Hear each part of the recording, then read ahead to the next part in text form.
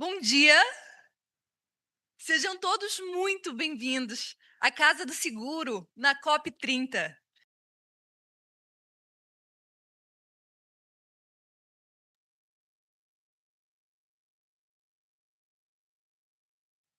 Transition. My name is Luisa CNseg. Thank you very much for your presence. Throughout the day in the programming, we're going to receive authorities, leaderships from entrepreneurs, and people from international organizations. All the session will have a simultaneous interpretation. The headphones will be available. Feel free to get your headsets. The complete programming will be accessed on the site casaseguro.org.br or by the QR code, which will be on our screen. Decarbonization from agrobusiness, ways to reduce emissions and promote sustainability. This is the theme from the panel that opens our agenda from today. It's made by CNseg, Ambima, Brazilian Association of Financial Markets, CEBED,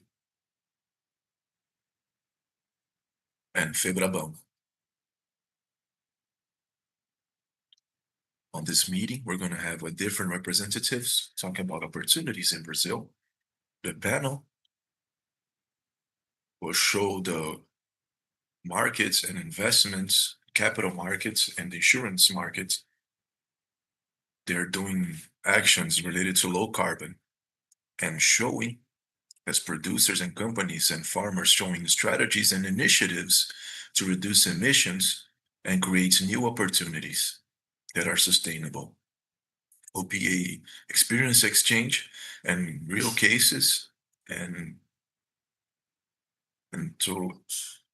things to accelerate the climate transition. I invite to the stage Pedro Werneck, manager from sustainability from CNseg.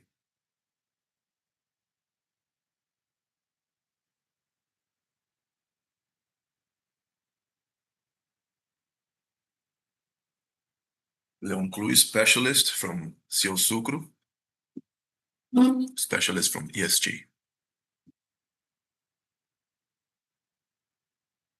Pierre Lopes, director from ESG from AGI.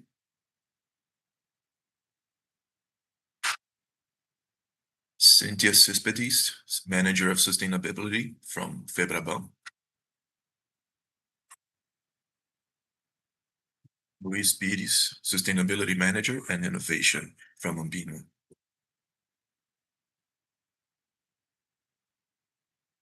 Alessandra Parrado, executive director from CEBED.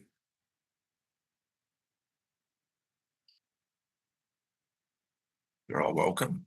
The floor is yours. Thank you very much. Good morning to all. Here on Sunday morning, Saturday morning, full house. Thank you very much. Today we're going to speak about decarbonization from agribusiness. This sector is very important to the decarbonization of Brazil. We did a work with coalition with agriculture from the ambassador Correia do Lago with all the sector. We have a convergence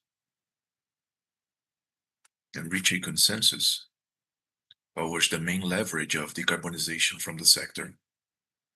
And we're going to show some slides here so you guys have an idea of the numbers that we're going to discuss. Thank you. You may start. Oh, I have the click button here.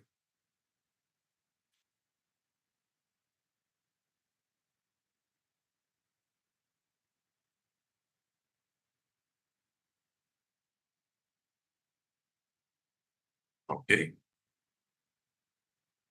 The agribusiness was leading from CEBEP, Magi, Nestlé, Treoce, Genta, Bayer, and Citrosuco. They're the one that made possible this coalition, but it also counts with 40 different organizations from the sector. It's important. It's not a decision from a few. from all the sector, and had a different characteristic, because it wasn't done through different segments, individualized.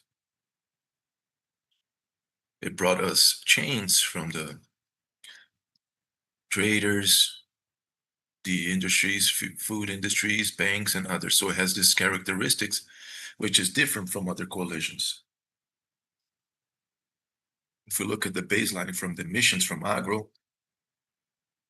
we know the data from 2023, 480 millions of CO2 tons equivalent that was emitted by agro.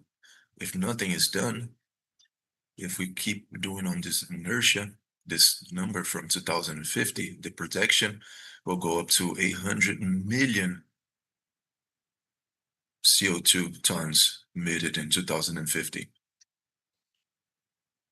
When we think about this leverage of decarbonization, we see from 15 leverage that was mapped out, it's able to reduce from 70 to 80% of these emissions until 2050.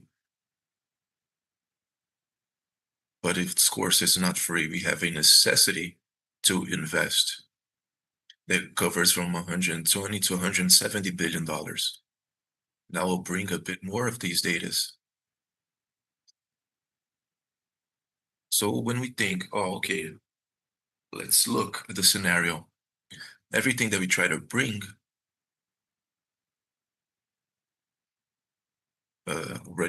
regenerative agriculture, we see it's viable, it's rentable to the farmer. When you go from degraded areas to regenerative areas, you have a gain, and you calculate on this gain, you have a return from the investment. From degraded area to agriculture, you have the return on this investment. And cultivation, the traditional cultivation, there's a return on the investment also. So we prove that a regenerative way, it's very rentable. I'm a agronomist engineer. I like to do this correlation from 30, 50 years ago when we had a planting direct. When the farmers started to adopt direct planting, they said they will drop the productivity. At first, yes, it did. You had pests that demand more of pesticides, but then the gain after was the reward was greater after all. Like, since in the future that you have a direct planting, maybe you can do this transformation to adopt this regenerative agriculture. So when we look the slide here, but when we look what there's today, remember when I said about the number from 120 to 170 billion dollars, we have a gap of 100 billion. So it's necessary 100 billion from other tools, whether there are blended finance, other mechanisms that come so we can able to cover this gap, that the mechanisms that we have today doesn't cover it, that they don't cover it. And from all the leverage, we have 7 potential solutions. We divide it into make it viable and incentives, and these leverages. One of those is the main one, which is to make greater this catalytic capital. We have to cover this gap of 100 billion to guarantee more accessibility to this capital. And when I talk about finance that are sustainable for agro, oh, but there's a lot of mechanisms. Yes, it's not a lack of tools, but it's how we scale that and how we hit farmers and financiers, how we reach them.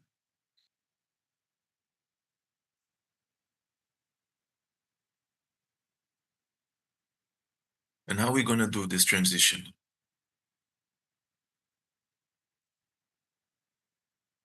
So to resume the Brazilian agribusiness, it's part of the climate solution, have the potential to reach net zero.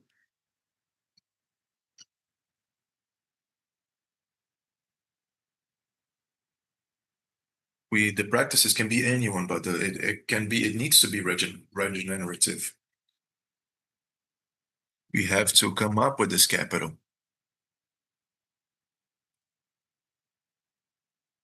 When we look at the four main leverages, that does 80%, we know these known leverages. Direct planting, intensification,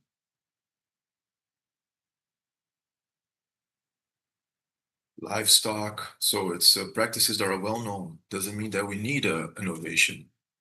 We need innovation and technology. Well, we know what needs to be done and we do it already. We need to do it better and bring this.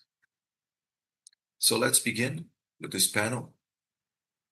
Super experts will help us to come up with the numbers. I told them that I brought in some questions, but I'll just come up with questions also, not the ones that I have here ready. So hope everyone is ready here. I'll start with Juju. Talk a lot about this measuring carbon and biodiversity. You have a lot of work that you guys been doing and properties.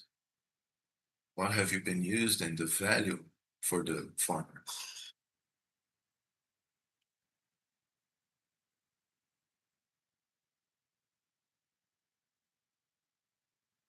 When we did the study, it's a pleasure to be here and to answer a bit the question from Lynn. My main wish to be part of the study when it was shown from CEBEX, how much innovation will we need to create? We don't know how to do the emissions, how to lower the emissions. So when we see 4 or 5 leverages and reduce 80%,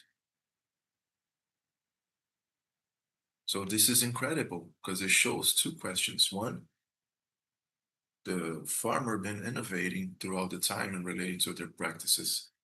That is, become implementing things that wasn't focused in decarbonization. But when we look, and if we hadn't done that, the emission would be even greater if you look at the study. So it shows how much we were contributing with the reduction of the emissions. And we look at and any sector are not able to answer a demand to reduce in 80% with things that are already known to the public. So it's a really good gain. So we need to know how to calculate better, to put this on data that are quantified in the process. Coming to your question here, one of the points, the study shows for Magi that we have a great opportunity. I have a compromise with Magi from zero deforesting and conversion in the chain. That is, I only grow in open areas. And it shows that the growth is in the integration with livestock in the areas that are already opened at parts with planting. That for me, that's music. I have a productive chain that it's very big from 6,000 farmers, 9,000 farms, 2 million hectares that we monitor daily. That are not from practices that'll do from livestock to from agriculture.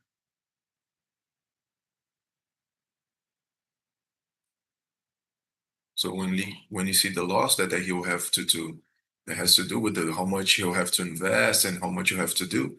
I'm not going to assume that by myself and the farmer. So we need to work as a sector as a whole.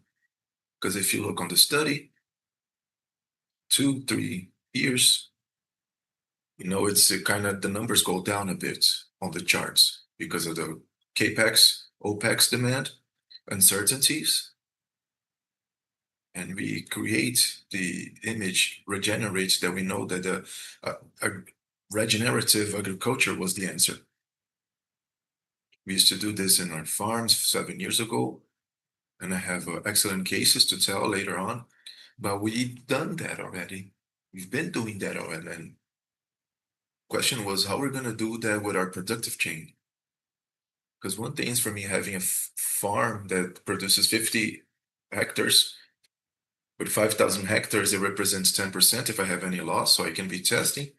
With a product from 2,000 hectares, if you're doing 500, he's broke. He will break, so we need to measure. And to create with Magi regenerates, talk about regenerative agriculture. If you look at all the standards and all creations, they talk about practices, but no one talks about economical resilience. And we're not able to implement regenerative agriculture. I don't understand that within. I'm not going to obligate him to put some things that he's not able to reach some compromises. Cannot have on a standard written that you need to reduce your use of chemical in 10% on each crop. Not able to reduce 70% of the changing for biological from the inputs. People saying from the crew CEO, it's possible. From the people from agronomy, no, relax. Each crop is a different crop. So the next crop, we use the biological. After 3 rain, that we had to use the chemical ones. Everything. So you have double the cost because it was washed everything, the biological, and then recuperates. We were able to hold up. We were able to recover. So we've done this process. We've been adapting. Imagem Regenera have a lot of practices, as you can see on our website. But the importance is to remember the economical resilience in this process, because we're going to need to be a very good partner with the farmer so these numbers can become reality.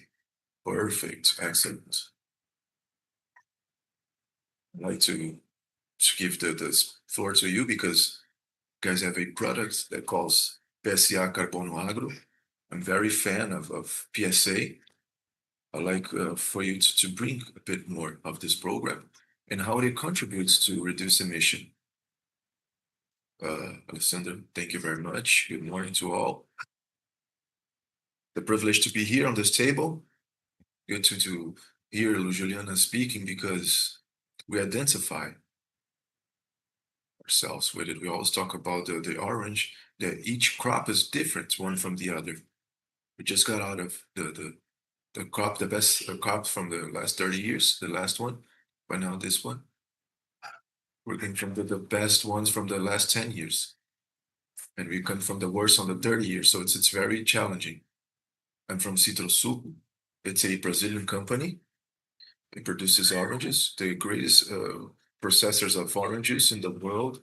You say that each 10 cups of oranges that are consumed on the world, 4, we produce it. So we have 2 main challenges.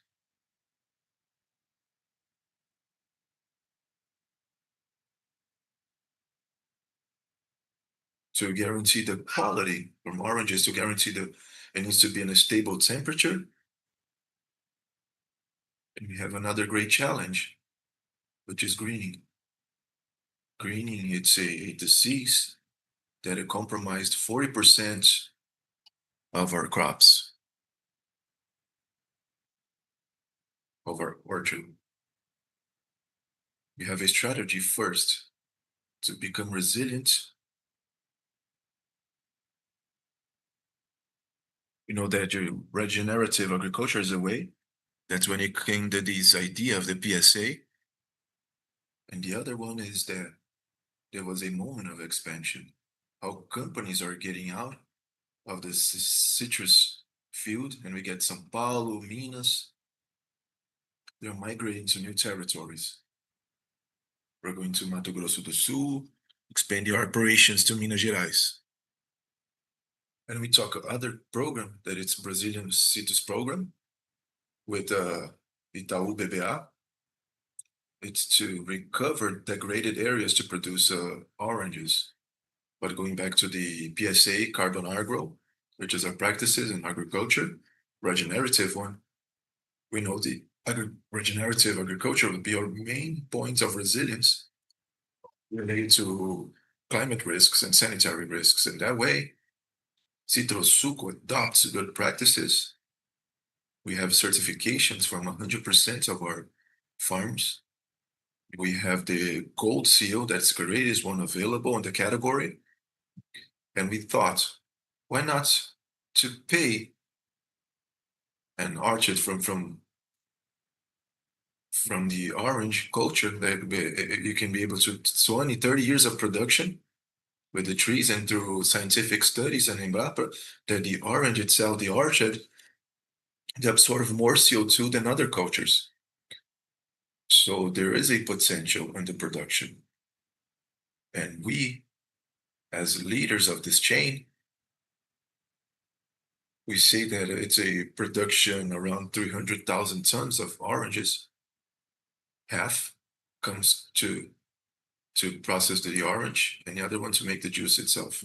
So we know the responsibility that we have in terms of sector, not only Citrosuco, that say that 40% of the oranges that are produced, they're our own, but 60% comes from our partners and our farmers. We have this compromise also with a chain value. So we came the PSA Carbon Agro in partnerships with Reserva Votorantim. It's a company from Votorantim Group, just like us. We're part of Votorantim. We called them to get all the expertise from Votorantim. They had another program already, which is Carbon Floor, that was applied already, various success cases. So we called them up and let's adapt to our reality for citriculture and to adapt the methodology. It's a Brazilian methodology. We had to adapt all our context, all our scenario. We've been through a lot of public consultancy from our stakeholders. Deus também is also a farmer, rural farmer, and phosphates, everything could get better. We had all the partners from the markets to help to build this methodology. And now we're in a moment, in a project, a pilot project in 4 farms, and talking about our partners to expand it, to our chains of value. So the main partners that are cooperatives, they're already included in the program. And then we have the challenge to bring the small farmer that goes around the 20% of our chain. The small farmer that want to call them for this journey. And we had an important milestone, which the first sale of carbon credit. We did this in São Paulo, in the law offices. That's a reference in this sector. It's a law office that's specialized in related to agro, land, livestock. So it reinforces the integrity of the carbon credits that are generated in the program. So we're in the beginning of this journey, and we hope to advance to look at this chain and to resilience as a whole. Thank you. Let's invite Pedro now. Both Leon and Juliana have mentioned the risks, a good crop and a bad crop and all of that. So how is the insurance sector acting as a strategic partner precisely to reduce the risk of such transition towards a regenerative agriculture? That's great. Thank you. Great question. Good morning, everyone. Let me say hi to my panelists and all the audience that is here today in this another morning in the House of Insurance. So let me unpack that question into 3 different spheres. I think there's no other organization or any other sector which has the competence to assess and identify risks like the insurance sector. So when you mention about the relationship with the insurance companies and mitigation of risk and mitigating the risks of agriculture, you're pretty much talking to the right company in the right sector, which is the insurance sector. The first sphere that we understand as being relevant in order to foster the activity of regenerative agriculture and decarbonization of agro is about protection.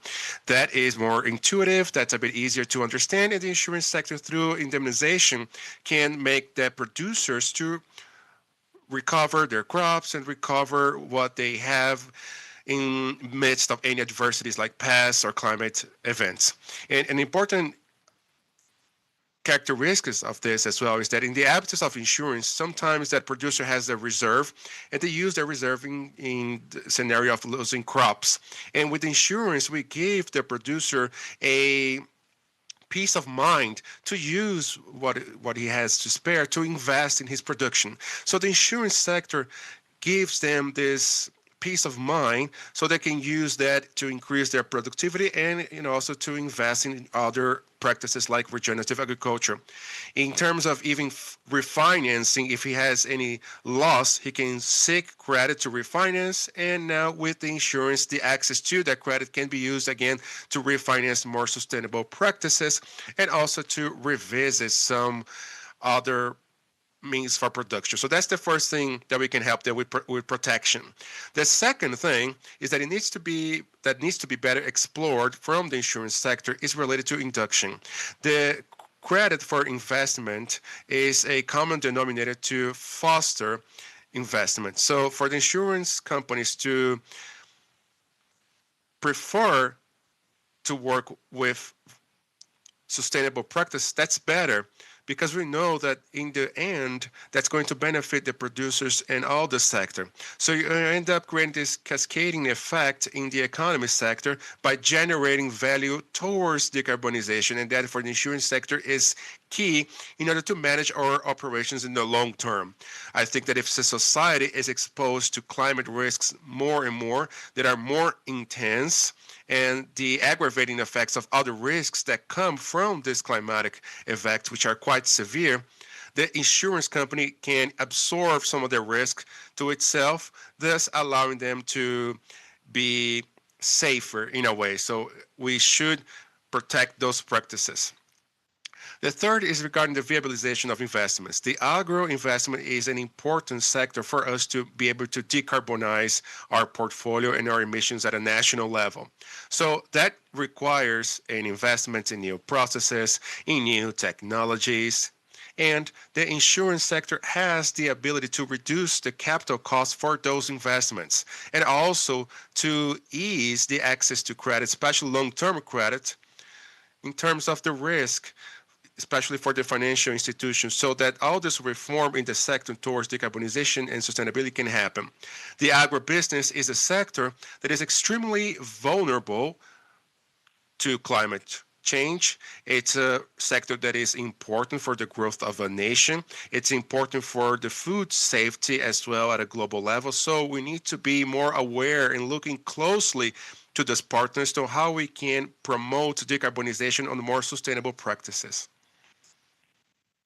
Thank you. Thank you so much. Those are important things that you just mentioned. And now I would like to ask Luis, because we are basically bringing them more opportunities for investment. So how can the capital market accelerate the investments of these leverages for decarbonization? How can we get to that financing into this faster transition? Thank you for your question. Good morning, Alessandro. Good morning to all my colleagues here in the panel. I'm really happy to be here. Thank you, CNseg, for also having us again here. Everybody has been great. So my name is Luis Pires. I'm representing BIMA, an association in the market that combines the financial institutions, the capital institutions here in Brazil. And this group basically offers a financial instrument that is more and more relevant to the agribusiness and has been in the last years. To answer your question, we want to get money faster than and to be cheaper. But for that to happen, we need to have structures in place, and those structures take a while to be robust and complete in order for us to have a better adoption from the market. When we're talking about financing, it's pretty common from our end, which are sitting in the office, to say, look, it's easy to get there, it's easy to get capital to them, even if there's no structure available. But to actually see the challenge that we have ahead of us, that might be one of the biggest issues, the greatest differences that we have between the rural producer. So on the past years, the FIAGROs, which are the investments into the agribusiness chain, they have been increasing their participation in the financial market. Now they are already responsible for most of the financing, and they are growing pretty much 2 digits in the past years. And that has made the capital market, which is a type of resource, a type of money that has more patience in a way. It allows for those investments to be made at a more extended time, an extended period of time. It enables transformations that are more impactful. So you're getting the money not to return in the coming months or the next year. It allows you to have money to work with that money for longer. So that allows us to have more resources that addresses more interesting and impactful and changeful transformations. So when you're looking at the long-term investments, the capital market really has an important part to play. But again, in order to do all of that, we need to understand also what are the embedded risks in such models of financing. I think the capital market, it's not opposed to risk, but it has that proposal that the risk should be adjusted to the return. So the more that we know about an activity and how they're going to use the resource, more we will be able to understand what are the issues associated to that. And now I would like to refer to what Pedro said, because we need to understand how we assess risk in those segments. And once we have information to assess the risk, and we have more and more good information towards carbon and biodiversity, and we can include those conversations within the investment and the expectation of return, the more we can see better information and more information, we can assess risks better, we can definitely finance that in a more structured manner. So on the past years, this has been made it easier. It has been slowly incremented as having an important relevance. And we also see that we have a ability to finance that is suited, so we can make money, get them faster at a greater volume and faster in a way. Thank you. Yeah, that would be the challenge, and it's quite a challenge. So Cynthia, finally, we have talked about leveraging and the need for investments. How are the banks integrating the criteria for sustainability in the agribusiness and livestock businesses? Thank you. Thank you so much, Luciana. Good morning, everyone. And I would like also to congratulate everybody here in the audience. It's Saturday morning. There's so many things going on, and you are here with us. And it's a holiday as well here. So, okay. So when we talk about credit, especially for the agribusiness, we have to talk about risks, like my colleague said. And the banking system, for quite some time, is looking at those risks, especially for the agribusiness, which is one of the main sectors for our country and consequently for our banking system. So the first regulation from the central bank that already started to add this sort of environmental and social risks, not yet climatic ones in 2008, was already associated with the agro business. We also have the guideline for rural credit, which also look to all those criteria. And now we included the climatic criteria as well. And each year we advance more and more. So when we're talking about credit, we obviously need to talk about risks.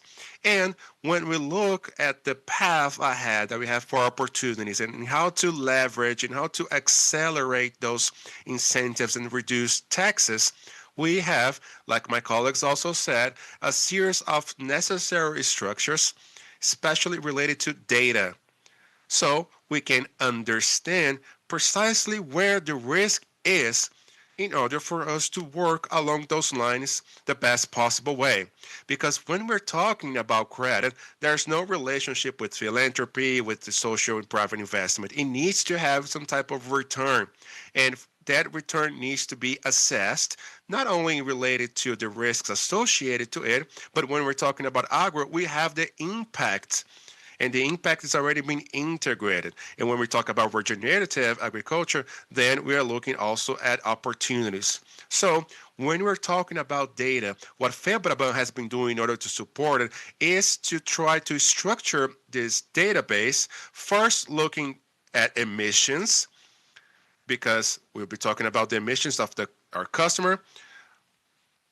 The bank looks at the missions and the agenda that these companies have, and the agribusiness have one of the most complex missions to analyze and to use the national data that we have available. When you have companies like Amagi and Citrosuco that already have their own reports, it's easier for us to analyze. But what we do with everyone else, especially with the smaller ones that doesn't have the same structure, the same data availability. So it is to be a joint works also with the academy, so we can work with secretarials data. The work that Sebastian just said, I've seen some of the names from the companies that we talk at all the time, like FGV, CC Carbo.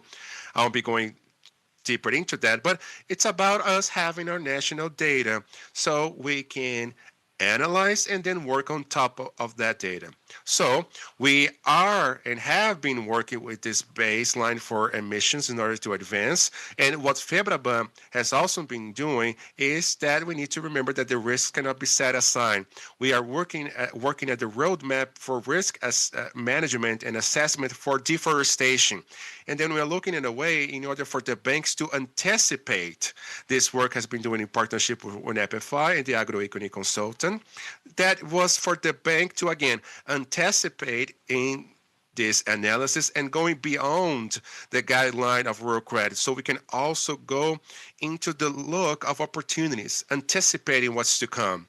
So for example, I already know some of the locations and all the bases that we have. How can I analyze all of this aggregated together, working with my customer at the end? So this roadmap was created to help the banks to make a faster step forward to analyze all of that. And I think we'll be exploring more in the panel.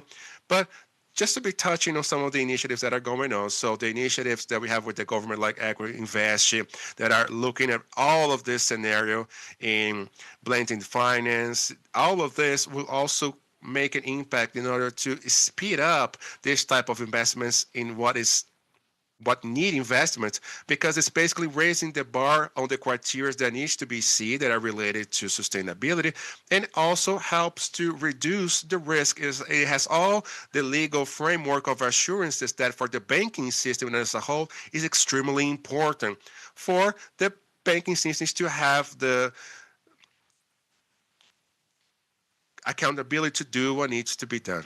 So as we always say, the risk is not the risk being too much, it's being an unknown risk. So that's why we need to work together to understand the risk. And if it is a high risk, what can we do to minimize it so we can reduce to everyone? Perfect answer.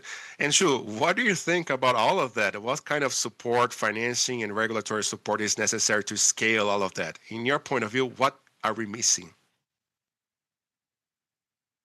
Uh, how much time do I have left to answer that question?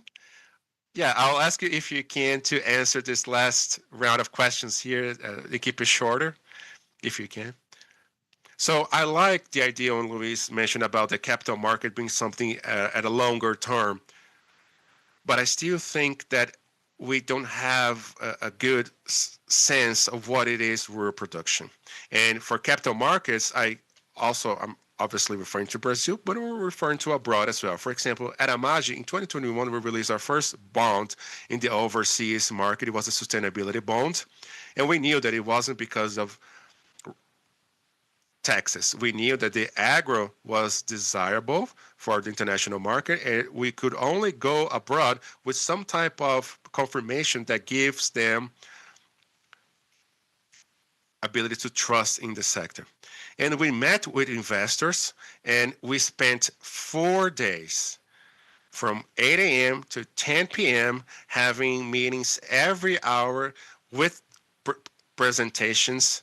I pretty much spent the entire day presenting, and at the end of the day, I already knew what the CFO was going to say, and the CFO already knew what I was going to say. We were pretty much already on the same page.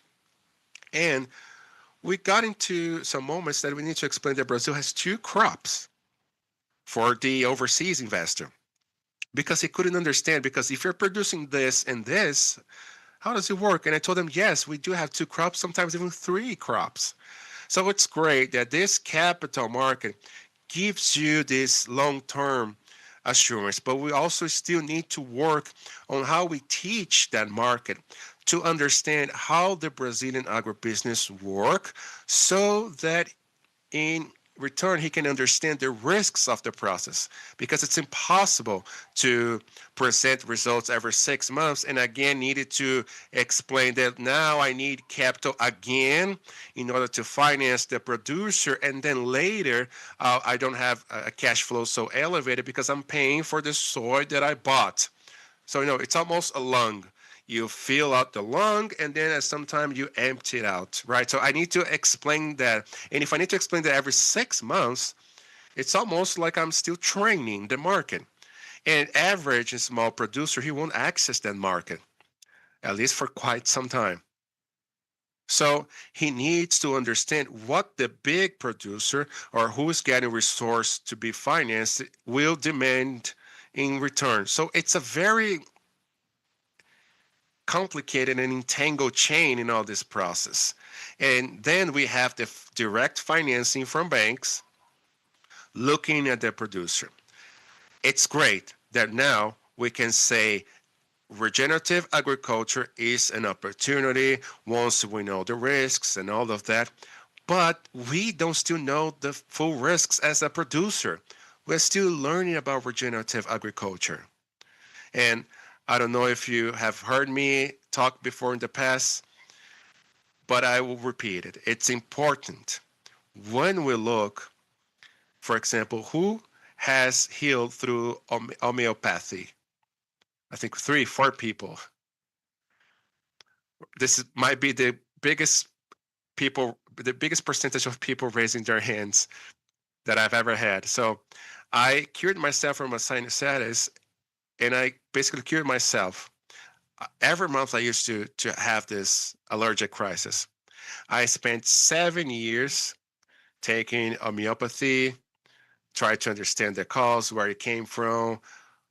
One day was a type of medicine, the other day was the other. Now I only have this allergic every couple of months. But it basically isn't like the past. So you need to remember that plants are a living being. I have here less than 5% of the public here that have dared to use homeopathy to cure themselves. The producers are pretty much in your same percentual. We want them to be doing 100% of what we get in capital. So I cannot demand for them to have 100% of the knowledge of the risks, because it's going to take years for them to know how to dominate that. Because it's not basically, look, add this product and that's it. He needs technical knowledge to do that. So it's great that you answer me like that, because sometimes we know the risk or don't even know the risk and need to do something about it. So there's also a process of investment in the finance that needs to take some of the risks with the producer.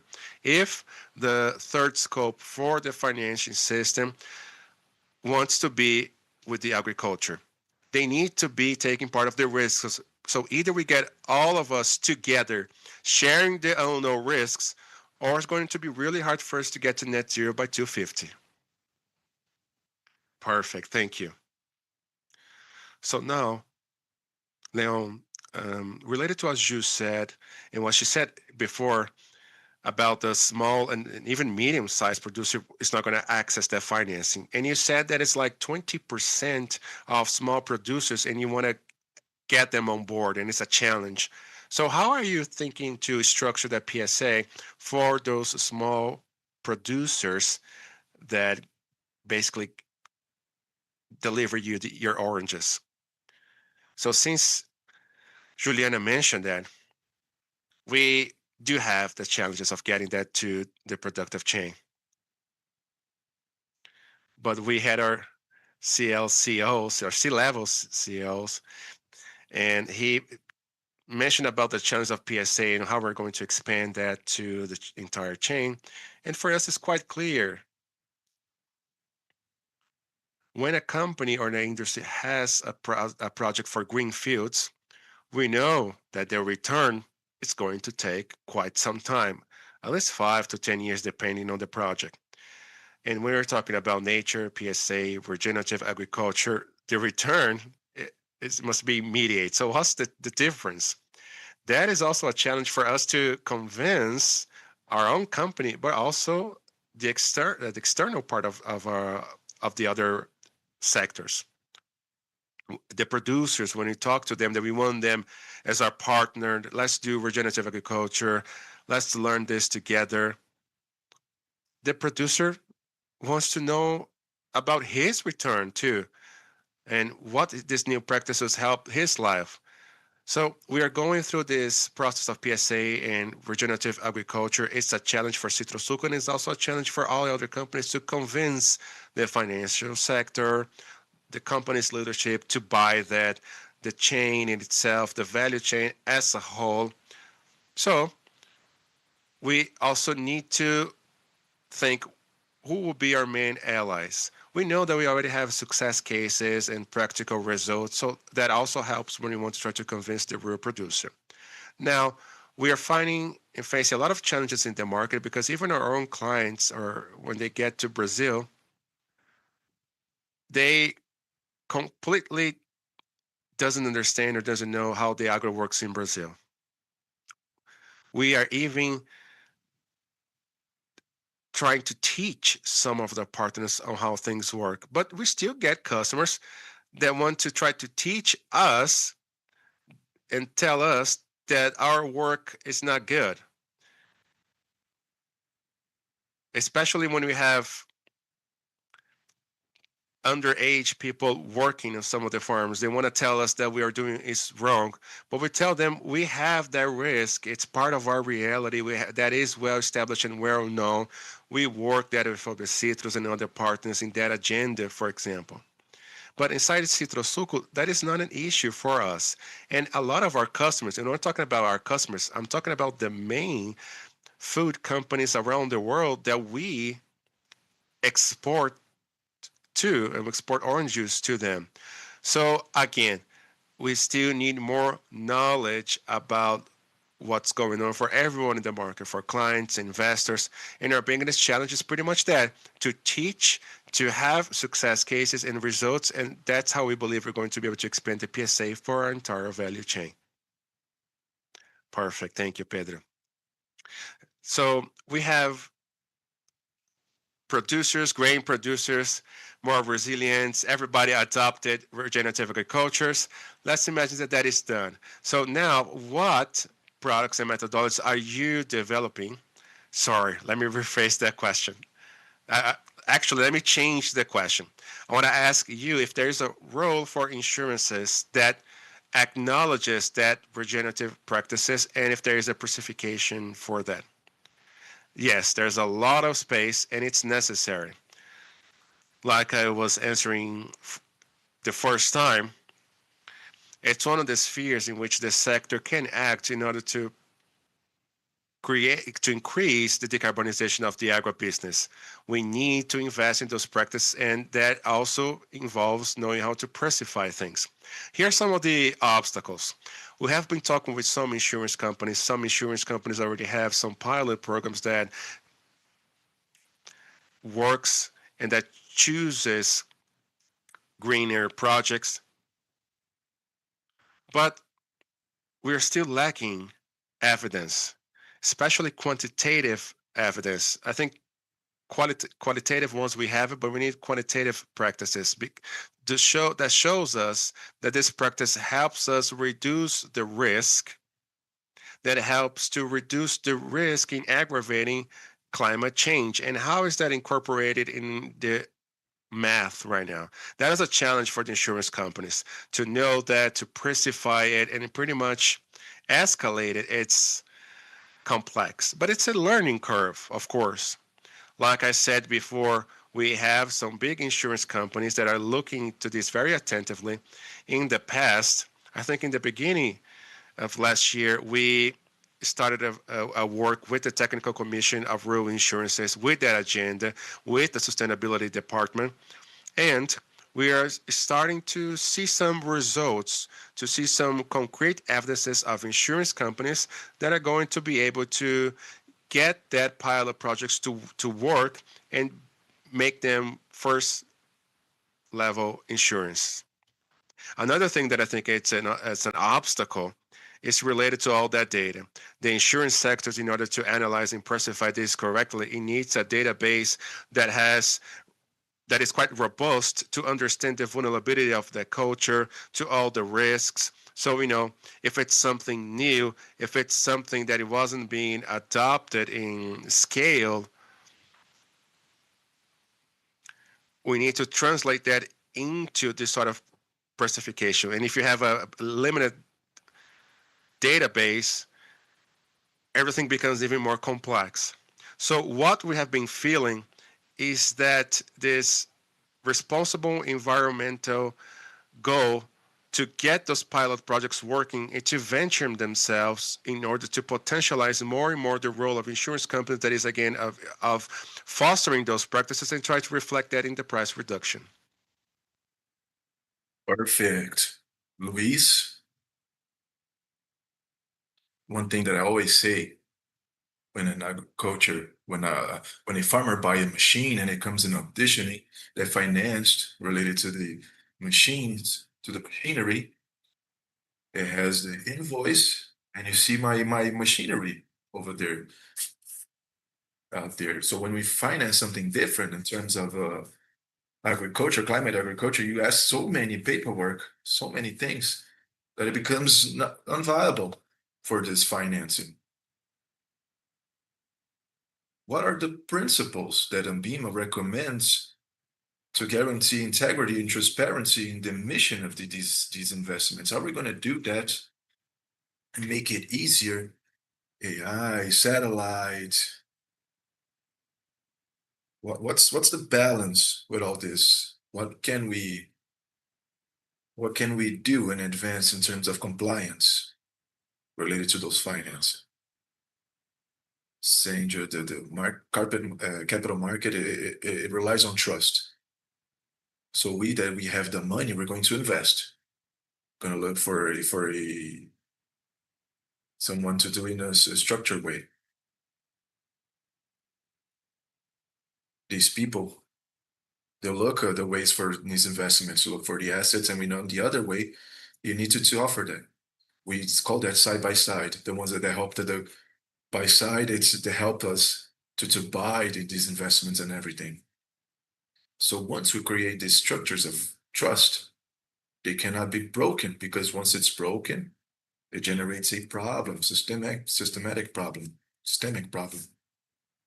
And this structuring and the standardization of the titles, something that we've been doing already. They have a guarantees related to this. It's all part of the process. I'd like to bring a little bit of the speech of Juliana when she brought in. We did a mission. These green titles, because you're going to able to pop a bubble. I don't look at Brazil, because Brazil, it's too many risks, but if it's green, it's okay. I have the capital, okay.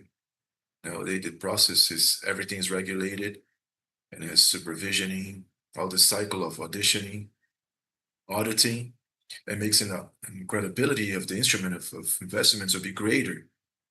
Oh, okay. The manager of the assets, when we're doing these investments, or international investors, whatever it is, or this big check, You search this kind of title that has all these opinion rated to.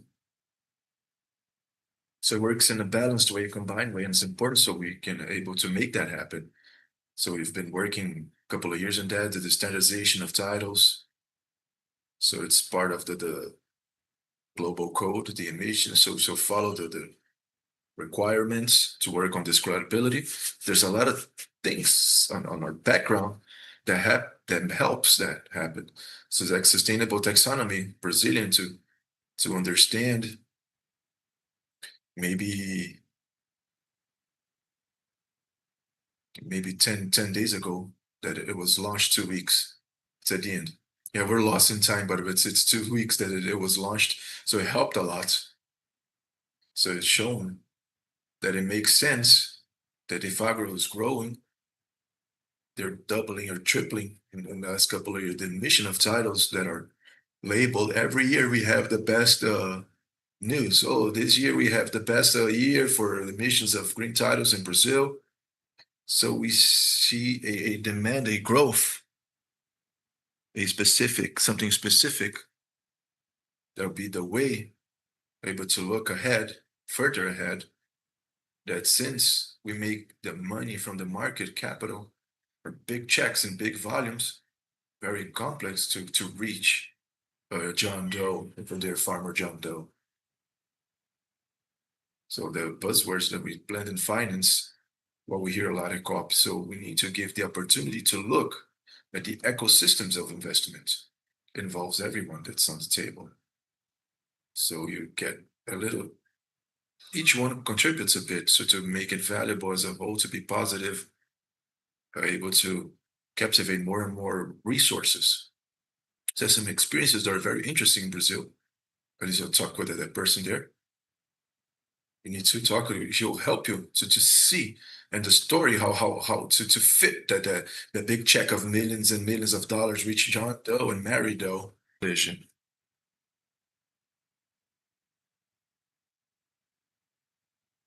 What you see here that we can sign as a compromise to take away as delivery this discussion. To compromise with 3 words: regulatory, technical, and economical one. What is a regulatory?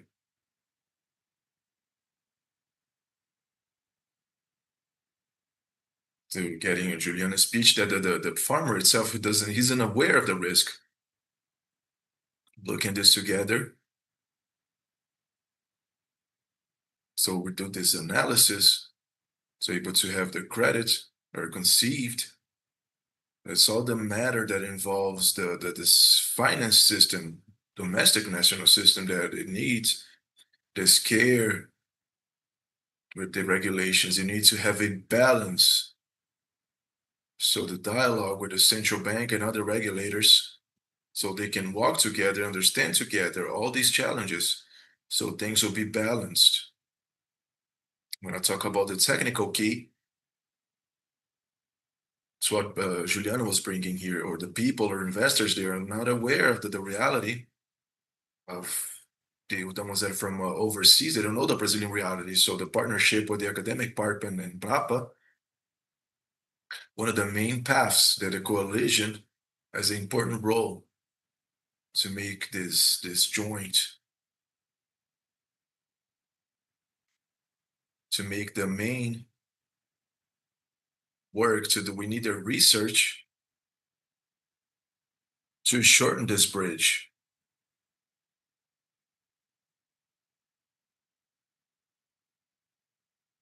If we have in the sector public basis, territorial basis, it will facilitate everyone's lives.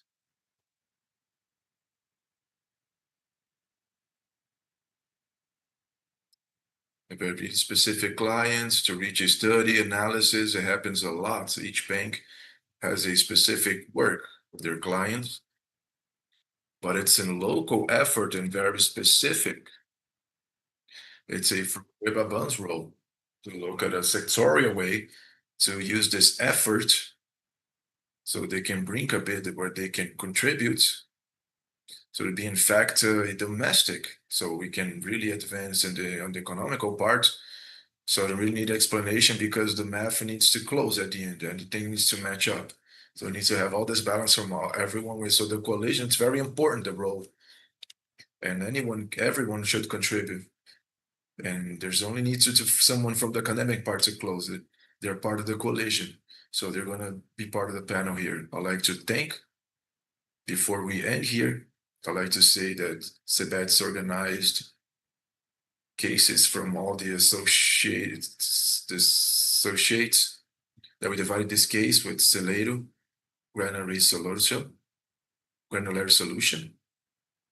from the COP's presidency. And what we're doing now is organizing matchmaking sessions, what Juliana mentioned, to bring these matchmaking sessions so we're able to do the finance sector scale up and see this match that sometimes, most of the times, is not possible or unidentifiable. So we did for the first time last Saturday, and it was so interesting. A company that's been doing that already. There was people on the meeting room. Some of them I did my presentation, my pitch, but some of them I was unaware of. So it was something new, even for a company that it's used to try this finance, to do this pitch. We're able to unblock that wasn't on the radar, to unlock.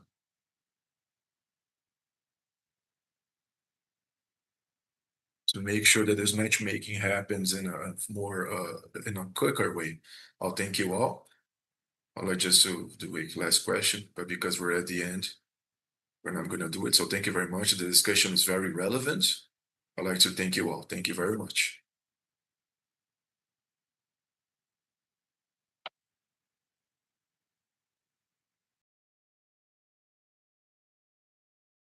I'd like the participation of all in this first panel of the day. I'll inform to all that we do a quick break and we'll be back at 10:20. Thank you very much.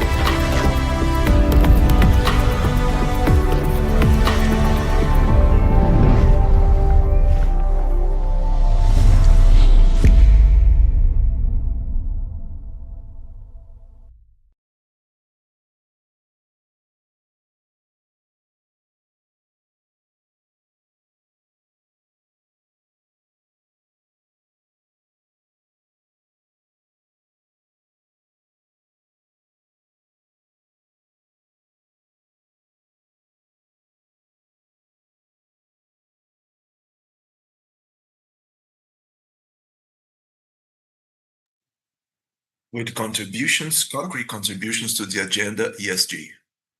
And this morning, the programmation is from Prudential, programming that will show debates from the insurancer, the agent of transformation, broadening protection and strengthening the society. Now we're going to watch a video for the empowerment.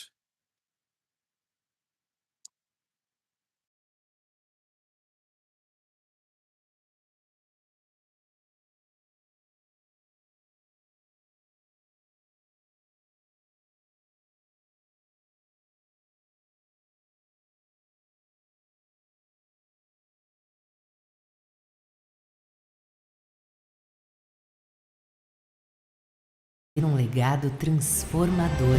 Saúde, longevidade e segurança financeira já são afetadas pelas mudanças do clima. Por isso, a Prudential segue apoiando pessoas e comunidades com soluções de proteção, também em vida. Afinal, para viver mais, precisamos viver melhor. Acreditamos que diante de um planeta em transformação, é essencial proteger o que há de mais valioso, a vida. Prudential, pro agora, pro amanhã, pro futuro.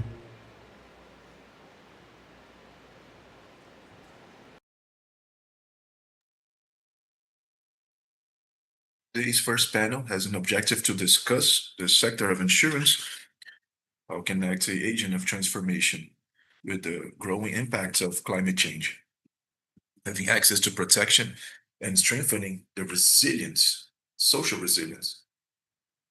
Now we'll talk about the role of the insurers, highlighting the importance of the sector to support the population in a scenario of greatest vulnerability and contribute for a society that's more sustainable.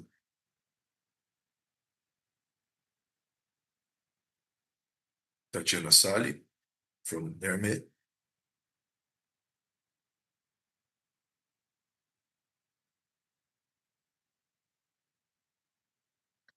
Mabi Valderrama, Sustainability Director from Fazicoda.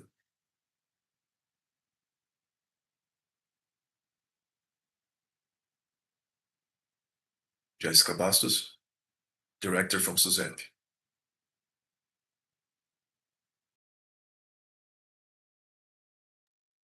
Adriana Campelo, Regional Coordinator from Umber.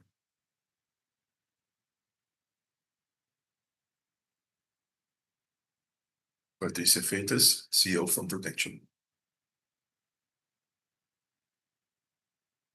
The floor is yours. Thank you very much. Good morning. Good morning to all. From my friends here from the panel, which is very brilliant by strong women, beautiful women. I'd like to start, before we go into the role, the insurance role, from our resilience, from extreme relevance and sustainability, say protection. I'd like to start talking about the state and the city that prepared for 2 years doing this tribute to getting a chance to know a bit how this project was conducted. I wasn't surprised in a way because Brazil doesn't surprise us anymore. This is Brazil. But I was very happy and honored to hear, and I'll ask you, because I like to tribute to Elizabeth Gobaldi. She's the first woman after 202 years that helps the Commerce Association of Belém. If you go from here to the corner, she knows everyone, every paraense that you'll see. And she's one of the greatest leaders from the initiative from COP30. Please stand up so we can give you a round of applause, please.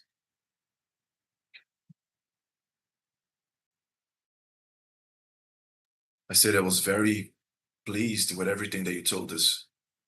You talked to the Prudential's employees and you help us to be with us, to give us this example of leadership, of the execution. Talk about the implementation COP. It's a COP of implementation from Pará.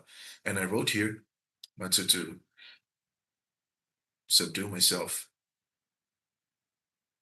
want to stretch myself. Pará in Belém. And if I say only the stage of COP30, it's the symbol of the force of the Amazon and the resistance of the people. The time here from Belém, just here, that your presence is from glory and light and your future is promising. Could have better words for the state, for the city's hymn, national anthem. These phrases, it has to do with courage, depends on courage, innovation, and capacity to protect what is most valuable, people, forest for more planets. With the spirit a tribute to Pará that honors us for being Brazilians, we started a panel how to protect better our future. Our insurance needs to be part of. I wrote here today in the morning batch because on the beginning of the panel was another one, but I think the city deserves our applause that they take well care of the people here. Well, now let's go talking about insurance. But first, I'd like to ask Tatiana that she's a partner responsible for sustainable finance in REM. It's a consultancy, global consultancy specializing in sustainability. They were with us. They had a study and how these climate challenges affect us as insurers and a specific focus in life. And we bring this study and first-hand study about two aspects. One aspect are the economical aspects and how does it influence us as insurers, how to expansion to new clients or things that affect us, and the point of view of diseases. And to remind us that when we talk about insurance, life insurance, it's not for death, it's for survival, it's for diseases. So how these climate challenges bring us challenges related to disease, infectious disease, things like dengue, like we see here, tropical diseases, and our protection, cardiovascular diseases with the rise of the temperature, cancer, and Tatiana, she'll bring some highlights. And you talk about the regulation a bit, beyond the motivation of our industry to say about we have a circular called 666 that is demanding from us to be on this should be part of every governance. So Tatiana, I'd like you to start, bring some highlights from the study firsthand for this public here that watches us. Hello, good morning. Let me break protocol a little bit to tell you that it's an honor being here in Belém from Pará and being part of a whole women's panel here. So congratulations. This truly feels like an achievement, right? All right, let's get ready. We got a full house here. So we had a survey that had a specific goal focusing individual life. And I think that it's very important that as an insurance company, we are looking at this care that climate change are increasing risks and there's also more opportunity. So now they're talking about climate risks. One of the things that we need to think about are the deadlines. So when we're talking about this transition and moving towards a low carbon just transition, we need to think about ambition. So emissions. So less emission that I have, this could mean an impact in the longer term. So we need to start balancing everything that we do, understanding that decisions now in the present are going to affect the future. And insurance has an important role. We look at this and think about the future. So when we have looked at the financial and economical impact using projections from international data, especially from the financial and banking system, we have looked two scenarios within this study. One is a scenario that is more ambitious, aligned with the Paris Agreement, in which we have to keep the temperature that doesn't rise above 1.5 Celsius degrees. And in this net zero scenario by 2050, the main projections, economic projections, shows us that the more we mitigate those risks, less impact we will have on the indicators that we see, especially from the economic data like GDP, inflation, mortality rate, and so on. And these numbers in the projections, they change a lot according to the scenario that we're looking at. So if I'm more ambitious, which is a scenario that diminishes risk and tries to bring a more positive impact, we have shown that the risk of transition can directly affect the price of assets, and it's going to increase the price of operation in sectors that are heavily heavily use carbon. And another scenario that is also less ambitious, that scenario has more concrete effects that we can see, like the increase of floods, the increase of drought, the increase of urban floods that we have seen happen this year. And all this type of different risks related to the transition affects all the different sectors in the economy, including insurance. In the insurance sector, we'll have another activity and more pressure on top of how we operate and we do our math. We all here work by doing math, especially us from finance. And with the insurance sector, we're also looking at the increase of the impact of people's health. And when we're talking about health and lives, we're talking about people. So when we say that we can control inflation better and we can have better economic indicators when we are more ambitious in managing these climate risks. So in the sector, the increase of mortality because of heat-related climate issues is more present as well.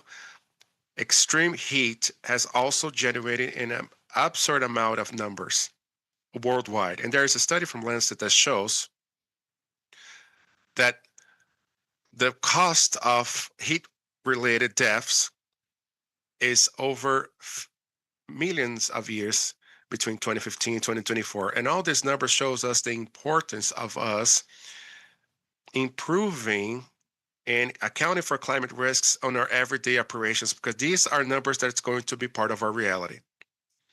When we're talking about the risk of diseases, like Patricia said, we focus on heart conditions and cancer on the study and survey. All these diseases also have an impact in future indemnizations that might occur.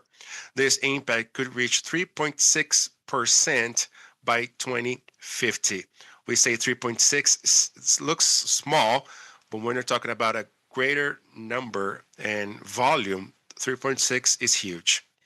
This survey also showed a positive side, and it's important to say that if we foster the improvement in health and diet, in taking care of our health, if we do the necessary prevention, we can reduce up into 65.7% the indemnizations for death related to those diseases. Just a quick disclaimer, I'm really bad with numbers, so I had to look at my sheet here. So the lack of healthy habits are going to increase the way that you have to deal with climate risks as well, because climate involves people and involves our everyday lives. We have seen that if we don't manage these risks and all these diseases accordingly, we're going to increase indemnizations by 2030 very significantly. Let me check my notes here. Here it is. When we're talking about cancer, the number could get to up to 200% of cases by 2050. Now, this is a big number, right? We said 3.6 sounds low. So when you're talking about a population that is going to increase in 200%, we're talking about an issue that just cannot happen, and we have the responsibility to make sure that that doesn't happen. It also shows that for the high income population, we can increase life quality, and then we're going to have, then we'll be reducing the number of indemnizations in almost 13%.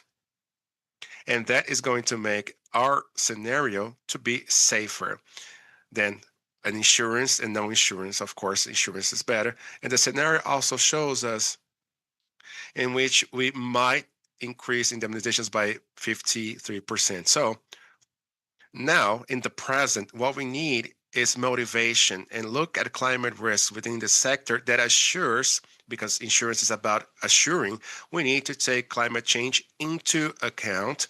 And the insurance companies that are starting to look at with more attentively at those numbers and can manage all that information, we definitely will have more opportunities, both for products and services, and also improving their own financial management.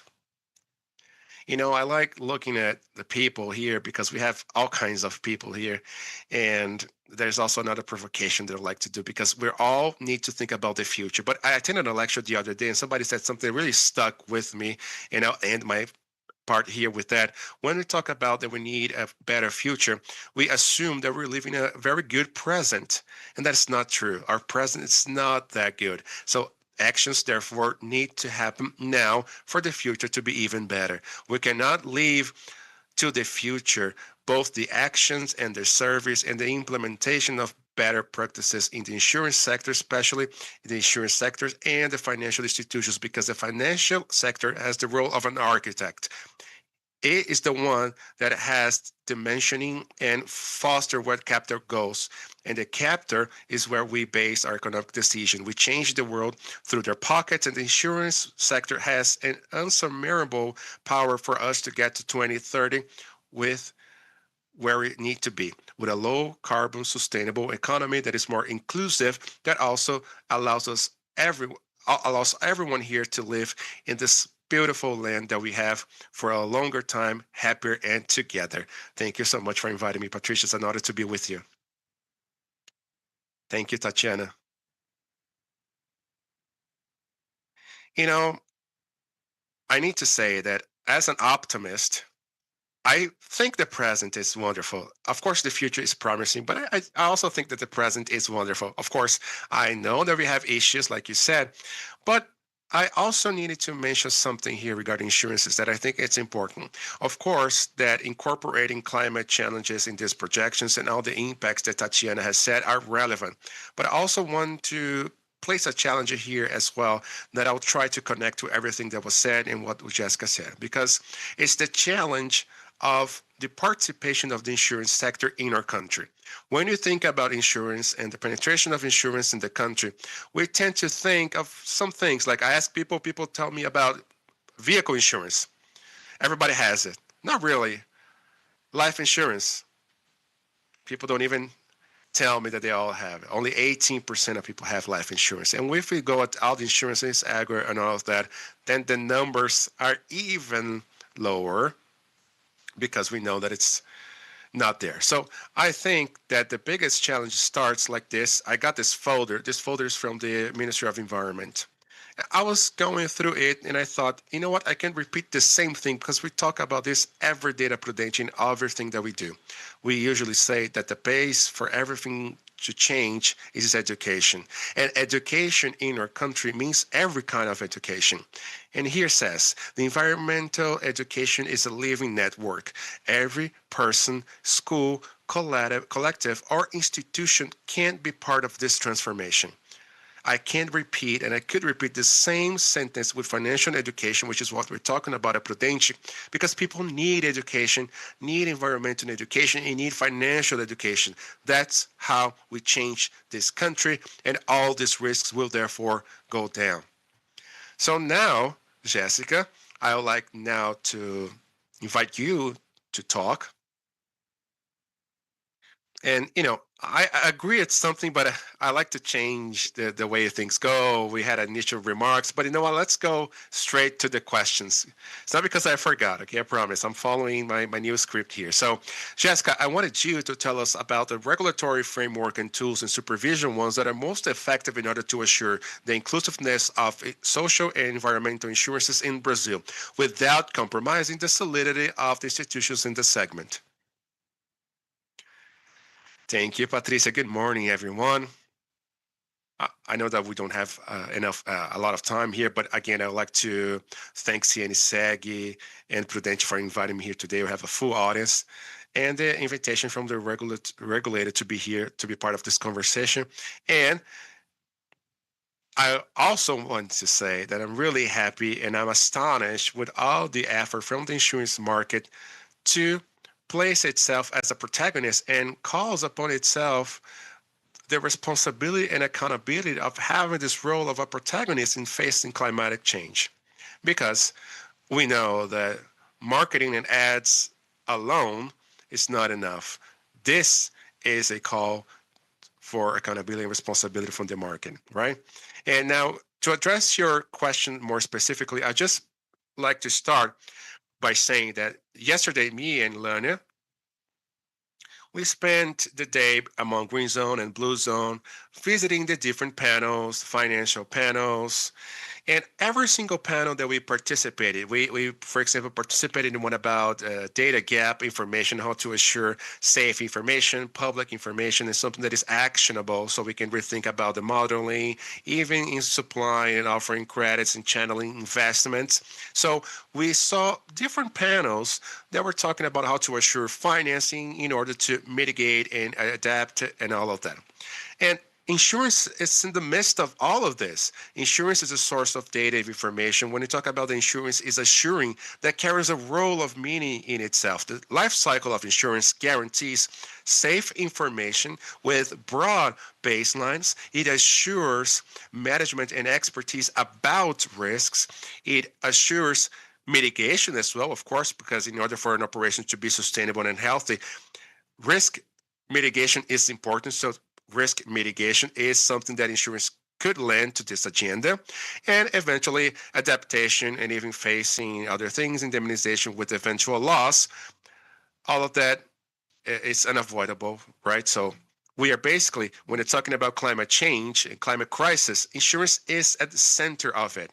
The expertise of insurance of facing claims and loss claims is at the heart of all of this. So the insurance market is at a privileged position to take upon itself the responsibility and face that head on. And we have seen that in the insurance market.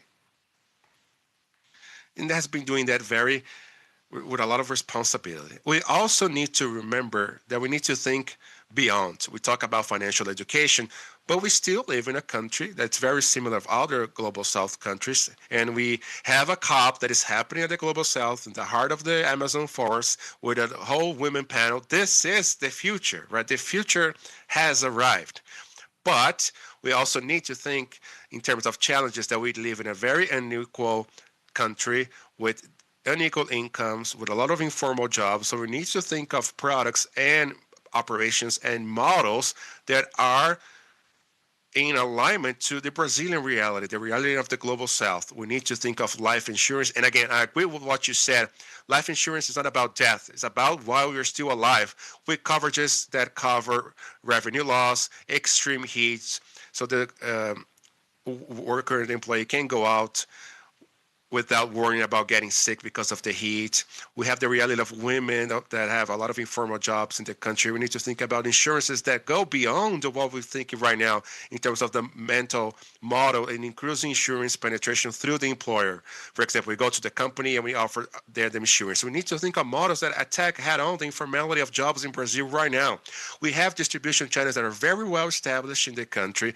We have leeway here, and for this I'd like to call upon the responsibility of the insurance market again to say that we have a lot of leeway to advance in the future to attack the penetration of the insurance market head on, life insurance specifically, of course, as well, in order to contribute to what the population in Brazil really need.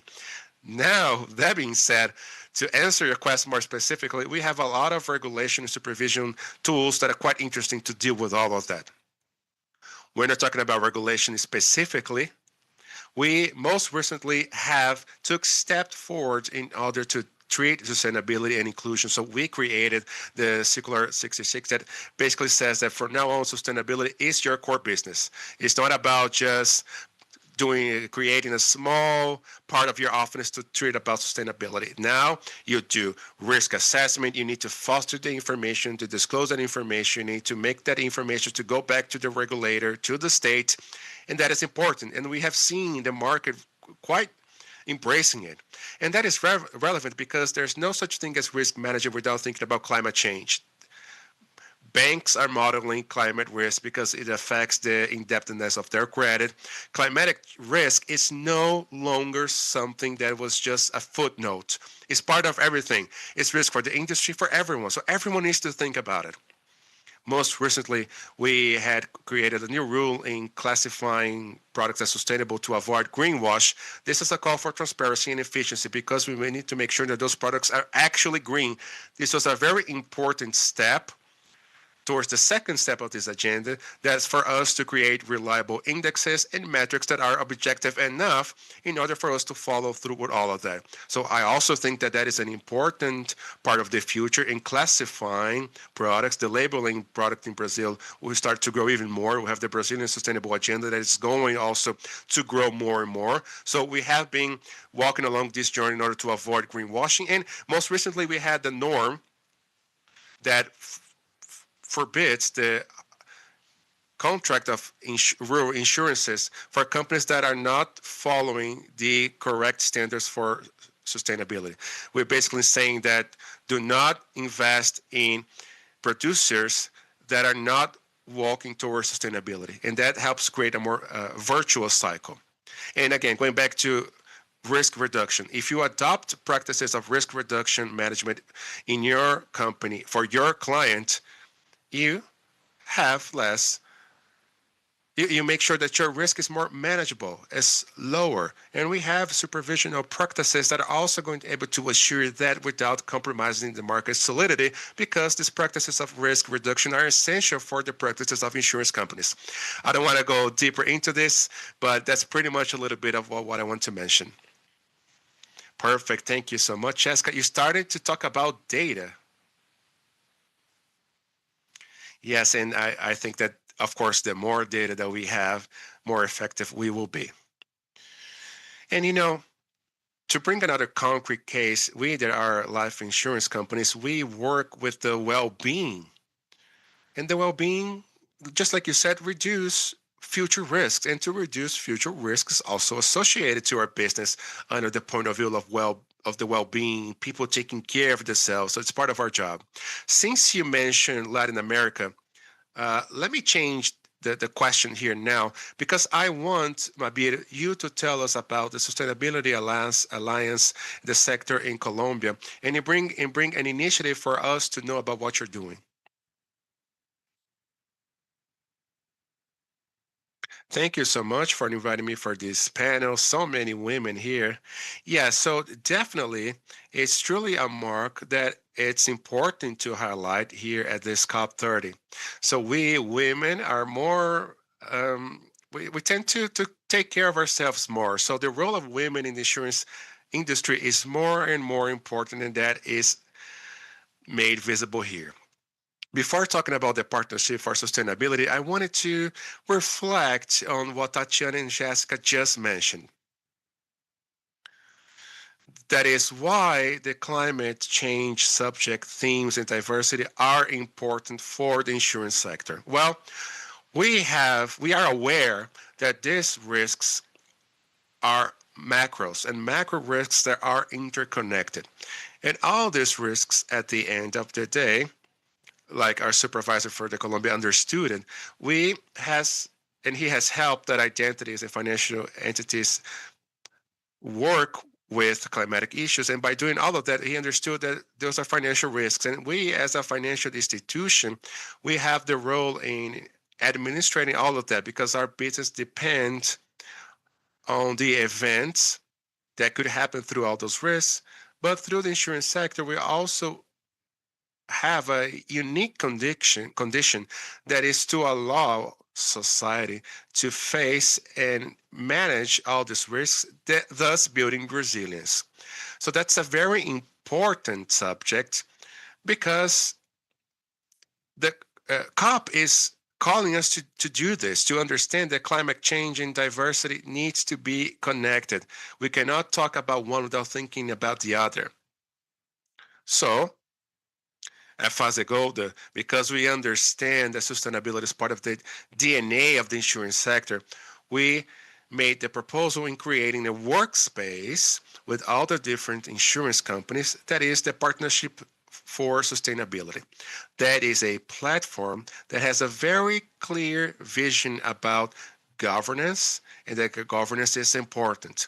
The way in which we introduce the subjects of sustainability in our everyday businesses, in our insurance practices, allows us to have a good mechanism so the decisions about all these subjects are taken with enough knowledge and with the correct understanding that if we do not understand sustainability in the insurance sector, that will affect our own sustainability. So our partnership arises as an answer in order to follow our other partners in this process of incorporating and including all these subjects at the highest level of decision making possible.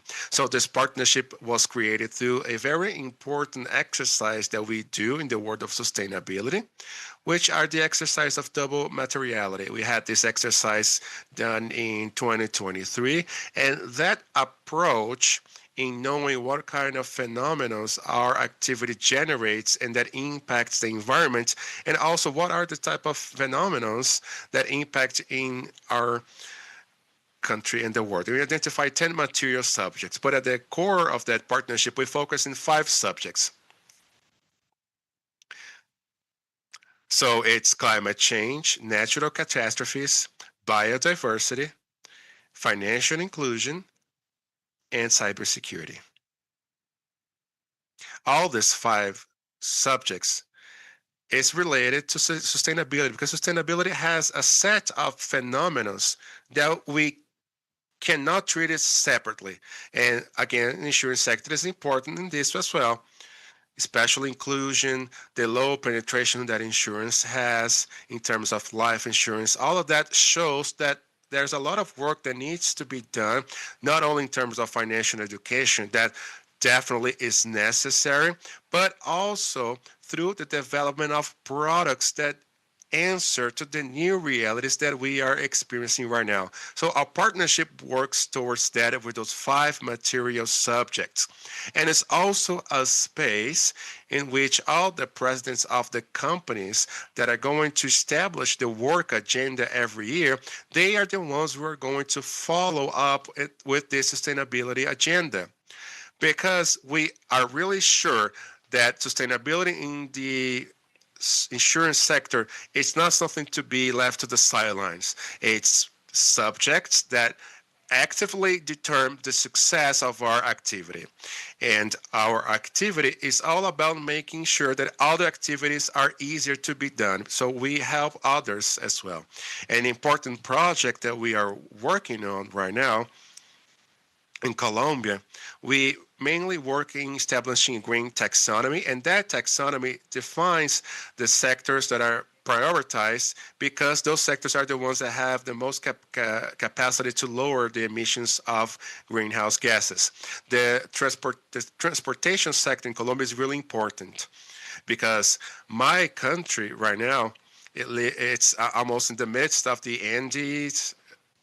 So that makes that the morality of the transportation sector, and most of it needs to be terrestrial. So the transportation in Colombia in itself is a sector that is not prioritizing that taxonomy. It's important, of course, because we use fossil fuels, we use diesel. So what we bet is that that industry cannot stop insuring or following those economic activities that are important, that generate economic growth and also jobs, like the transportation sector does. So we think that having products for solutions in our market, in thinking how we can foster better practices in this activity that is such polluting the environment, we could try to introduce and show more information to those transportation companies, to show them that there are different ways that are better and cleaner fuels that could be used. Because we have a biofuel industry in Colombia that is really important, ethanol that is created through sugarcane, and also the biodiesel through the palm trees. All of that is present. Even Brazil is a huge superpower. So we use biofuels in Colombia as well, and we can try to introduce those better practices for those transportation companies on how they can use their vehicles in a better way, or maybe use electric vehicles. And what we are doing amidst all of that is following up with all those activities to make sure that insurance also has this function, this role, because obviously we know that We cannot do everything. There are always emissions that are going to be still there, but at least we can try to offset those emissions that are generated by that activity of transportation by maybe planting more trees or having a project for reforestation. And why is this project important? Well, because through the legal perspective, in Colombia, we have established a regulation for our companies, not only for insurance companies, but for all the other companies, so that all companies need to plant 2 trees for each worker that they have, for each employee. In the insurance sector, for example, we have calculated that there's about 25,000 people, so annually we would be planting 50,000 trees. So what we want to do with that project is that we can try to follow that norm of planting trees, and we want it to be attached to all the process as well in following and seeking decarbonization of an important activity like it is the transportation and freight sectors. And maybe with insurance we can make sure that that activity is a bit greener. So that's one of the main initiatives that we have with our partnership through sustainability. Amazing. Thank you so much, Mabir. And that exchange is truly important, right? I think we have similar challenges in the world, especially in Latin America. And it was great to hear what you said. The Brazilian insurance market, which I think now has a very strong industry alongside its regulator, and CNseg, which is our confederation that was able to build this house of insurance to happen here today. This is the first COP in which the insurance has the protagonism in having its house, its place, showing its importance. So this market, alongside the confederation, we have developed the national insurance development plan that approach very similar subjects like you mentioned right now, especially in terms of distribution, to make sure that the insurance gets to the end, that has better products, that deals with communication, and how clear we are in communicating with our clients, with Brazilians. And the last one is that partnership with the regulator in what we need to do together. And we also have very big projects being done right now, right, Jessica? The project for catastrophes, the data hub, resilient cities. We have many important activities alongside the regulator. So, Adriana, now I have a question for you. Adriana, tell us a little bit more about the data that we've seen, because they indicate that a lot of municipalities have not internalized robust plans in order to reduce risk. Can you confirm that for us and tell us how can insurance companies collaborate with local governments so that the insurance coverage integrates with all those plans? And what's the most critical barrier that you have identified so far? Thank you very much, Patricia. Thank you for the space. With women that are very happy, all women here. So WAIN DRR, it's the agency from United Nations to reduction of risks of disaster. So we have a mandate the implementation of the Marco Sendai that has 4 pillars. One of the pillars is to understand the risk. Jessica said a lot. The other pillar, it's to create governance to reduce the reduction of risk, not the cycle of disaster. The other pillar is how do we finance the reduction of risks related to disasters, and finally, how, when it happens the disaster, are we able to rebuild better in a way, more resilient way. I'd like to comment about the declaration of the G20 from the group of the disaster reduction group that included the possibility of insurance as a policy of what we call the rearrange financing to focus on the prevention. It's cheaper for you to focus on the prevention than to you focus on the answer. So each dollar that you focus on the building of resilience and risk prevention, you save $9 on the answer and the time itself. And related to the cities, one of the milestones here that we want to do, that the reduction plan and goals, it's reducing a lot. For example, Brazil now, with the climate plan and Adapta Cidades, it's growing a lot. Colombia is a great example, and it works a lot with Wayne DRR, building resilient cities. We have 145 cities from Colombia. We have 450. Why do we need a plan? To understand first aspect, what are the risks? And second, to think what is the action plan? So I think in relation to barriers to implementation, that insurance, parametrics, they can be into this with risk reduction with the set. It's to understand cities, municipalities, local politicians, to understand how the insurance can work, to understand what are the modalities of insurance, the models. I think this is an invitation that I do, so we can work together with this. There are supports a network that is called Arise from a private sector. In Brazil, this network is still very strong in US, but not so strong in Brazil, but strong in Latin America, but not so strong in Brazil. We have, in terms of numbers, 75% of the resources that are necessary to disaster reduction. There's no financing, and we need to bring the private sector to work with that. This is a great area, great field for insurance area. The barrier, that's what's in between, is how insurance will work with cities to have these financing prearranged. Generally speaking, it's an information from global assessment reports and DRR that launched.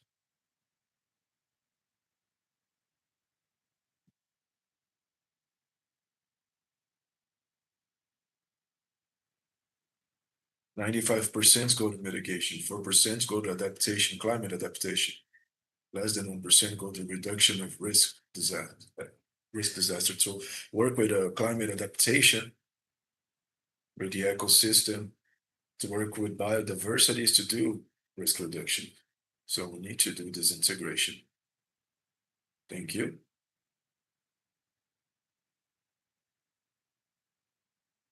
Very good, Adriana. It's a lot of alarming data. It's an invitation accepted from the sector, so we can discuss how we can do it better, this culture, and how we work on this prevention. Because for all of us, this is the effect that we wait on our sector. The disaster just reach the tip and reflect what I put it at the beginning. The sector is very low. Rio Grande do Sul, talking about a year and a half, over 100 billions of loss, 6 billions were secured. And from another side, on the optimistic view, the diligence from the sector, I see, Jessica, I'd like to mention that we had, unfortunately, a tragedy very recent in Paraná, and this vigilancy of insurance from the regulators and to the call they had on last Sunday for a talk to be ready for the coverage of catastrophes when the catastrophe happens, and 90 insurers that were present, and a call from the regulators on the last Sunday to work on this readiness when the insurers are needed the most, not in the insurance of parametrics, but to help in the same way, to be there to cover their necessities. Jessica, I'll take it to you to talk about regulation of our catalyzer. Talk about alarming numbers, how the insurance penetration as a whole. So it brings a bit of regulation as a catalyzer to broaden, to bring more financial inclusion and protection for different profiles of the population. Okay, let's begin. Regulation can be a catalyzer. It can be something that can also block at the same time. I'm the regulator speaking. It's almost I have guilt that I speak. The role of that we have here, the capacity to create, to distort the market. And there's this first step of regulation, not to create distortions or not to block a products. Recently, we spoke a lot with the sector, life sector, and retirement. So we can discuss together about the standard for life insurance. An agenda that's pushed by you guys that we think a lot to say that this norm can be blocking the growth of these markets, and went there and heard and studied, and this new normative, this new standard, it's not that it would change a product or anything, but it'll bring more clarity, more simplicity to try to address these products. It's possible in Brazil. Even though it's possible in Brazil, it's not sold in Brazil. That was nothing was admitted yet. So there's this thing after the regulator, that's what SASB does. That is to say, no, we have a compromise with our errors. This is a first point that I state. And we need to keep our eyes open for our standards, not to be a catalyzer, but only not to block some products to exist and to fulfill the necessities. So the first norm that happened, the standards, it's an example for another path that to be implemented, but in practice it will be concrete in practice to really happen in this block and this reflection, to keep a dynamic regulation. You have the regulatory sandbox. Seems small, but it's not. In a regulatory sandbox, we don't test the products of the companies. We test our way, our regulatory way. We test our framework. Talking about a different modelings that the market is thinking about, intermittent insurance with monthly cycles. Do we need to see the same risk capital, same factors of risk? How is the supervision of this? And with the sandbox, we were able to open our eyes, so our norms and Prudential won't be blocking, so these products will pop up and we'll end up working with them. So we'll be working as a blocker of innovation with regulation as a catalyzer. I think about the sandbox, the criteria, different criteria for innovative products or sustainable products, etc. I think it works as a fiscal policy for the environments that you want. So we've seen some products from some people's and interesting people, the loss of revenue, small loss of revenue. So the regulation can be a catalyzer in this way. In this sector.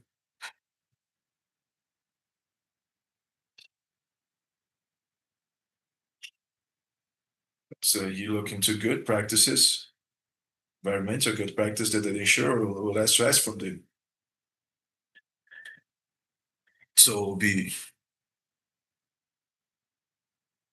So you have something good towards risk. It's regularize.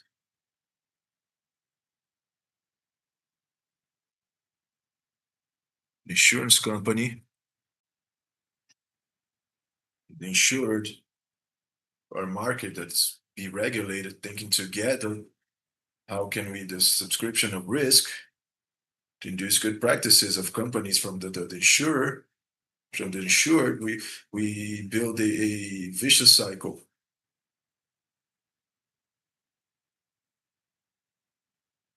And a virtual cycle. Very good, Jessica. So you bring and you tangibilize the dialogue between the public sector and the private sector in this building. 10 years ago with the when I was part of the insurance company, I heard about this universal insurance, and we see an evolution, very important, of regulation. I like to congratulate as a regulator the steps that are being given, and we in dialogue with the insurer to these builds that are being done together. So, Babina, it's your time. You bring a case, very concrete from Colombia. I'd like for us to share experience from Colombia for infrastructure, resilience infrastructure to the climate. Okay, very good. Thank you for questioning. From what Jessica have been speaking, our role is to guide and to demand to do things. So what happens is happening in Colombia, it's a bit of that. Good practices. There was something that works on our affiliates that anticipates a measure that's supervising measure that demands to be mandatory when it matters to sustainability, where the same regulation at the same point what happens or demands definitely the insurance sector. But this initiative that I'd like to share with you guys has to do with this. In Colombia, for a couple of years,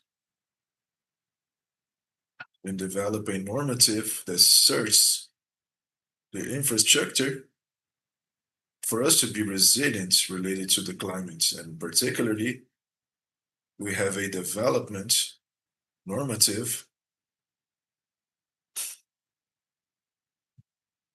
from the Ministry of Environment and Transportation Ministry.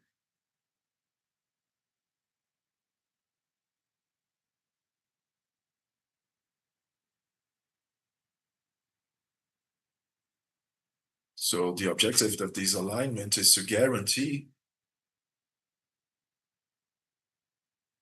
that any infrastructure related to roads in Colombia, because for our geographic condition, we have a lot of roads, any development incorporating have ESG or considerations of sustainability, and particularly about solutions that are based in nature that reduce the impacts that these infrastructure are created by men who has to do with what were created by nature. So that's what we search with these alignments, is that the development of these works from the road will be friendly and preserving the natural aspects that recognize the effects that can have this work with the communities. It has a high dependency from this construction, from the natural access from this region. And there's a proposal here that's very clear, but it's an example that's very interesting, which is the return from Calamar, from the Amazon region, from the Colombian Amazon. It's a corridor that together with, it's part of the partnership that worked with WWF, this National Institute, from roads and the Ministry of Environment and the Transportation Ministry, and also it's defined on the creation that what is and defends these alignments and to the road work, to the secure process, safe process, that a lot of activities need insurance to be developed. So it happens with these road trips. That's why these road works. So we created a guide, so it allowed the insurance companies to see what alignments they needs to do with the green infrastructure related to road work, to the diligence, to the signature of these insurance of property, engineering, conformity, responsibility, contractual responsibility. And with this guide, we put the sector an insurance sector to fulfill the standards that all the companies involved during the roadwork and other components, insurance components, is it's fundamental. There's a corridor called Calamar, called the Amazonic region, Amazon region. It has a level, platinum level, standard vision related to infrastructure. Through this exercise, we were able to understand and explain to the insurance company these mechanisms operative that should be done, identify the risks, the matter of the reforesting, failures related to governance in this project of roadwork and this kind of project, or quantify climate risk associated to the development of this kind of roadwork. You have to cut trees, can happen heavy rains, floods, and connecting these risks, social and environmental, to the risk of reputation for the companies, to the territorial entity that's following this work. So if there's any kind of issues here, that the insurance will have to pop up and show their work. So it shows us that the insurance companies in Colombia are advancing cooperation with the sustainability element, comprehending that it's not only a care of environment, it has to do, we talk about the roadworks, but it has to understand also that behind these questionings, there are communities, farmers, fauna, flora, producers, that is being affected their commonwealth, their well-being, that is not taken to the account. You know. Or another thing to close here in Colombia, we're promoting the message where insurance for a road work or for, I don't know, a location close to the shore, close to a river basin. So we're not able to, in an exaggerated way, to this care. It's a sign of risk. The care needs to be there. The insurance needs to be there. That the public policies were able to help to reduce these risks, to allow that when these risks are reduced, the insurance market will work correctly. So you said about the goals and concrete goals that were established, and I'd like to, Adriana, ask you to speak a bit that contributes with our global goals that was been discussed these days. What is your vision indicator, impact indicator that's shared with the insurance company show adopt, and how this indicator could align their objectives to risk reduction and disaster and the compromise with the COP30? It's good to have an indicator, to have a goal, to help us to understand a bit more about it. Thank you very much for this question. It's an indicator, is the amount of municipalities in the region and in Brazil that has a financing pre-organized. Can be a parametric insurance. So we launched yesterday in Barcarena a methodology that we developed, a global program with food, with 2 agencies from the United Nations. So the question is to protect the people, or understanding that the disasters are not natural, they're social, economical, to do this prevention, and people on the center of everything. There's a lower rate for mortality from disasters, but the loss of loss for the way of interrupting life from these assets.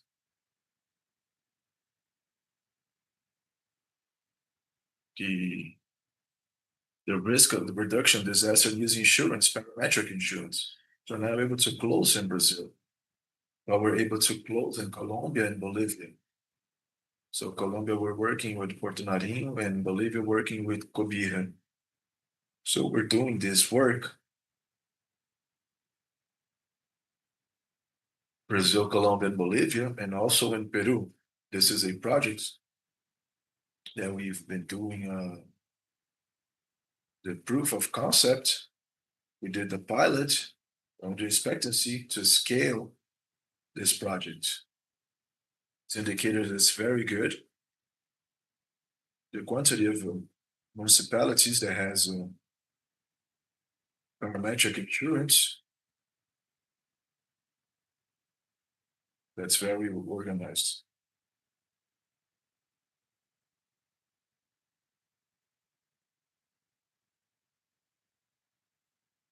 Like here,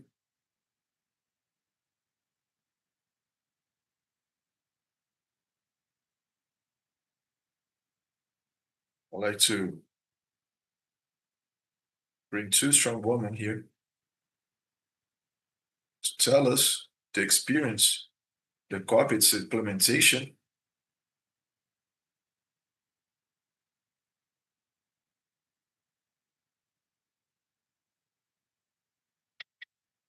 They're finalists from the projects of young visionaries. It's an important project that Prudential does to incentivize, to support projects done by the youth here in our country. So we were surprised with this invitation. I'd like to invite here Larissa. How are you guys doing the difference and the implementation in our country?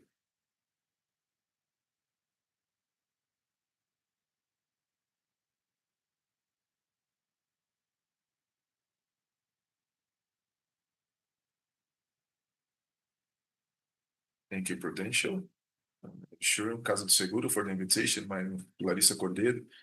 I'm from the born here entrepreneur. Açaí Maps, it's software that I developed with my partner, Juliana Nunes, that will make in the açaí productivity chain from the harvesting, from the exportation will be tractable and will be a sustainable way in Amazonia. Our company is a company that developed by two strong women inside the Amazon, and they will give us strength to develop more our chain of women inside our state of Amapá.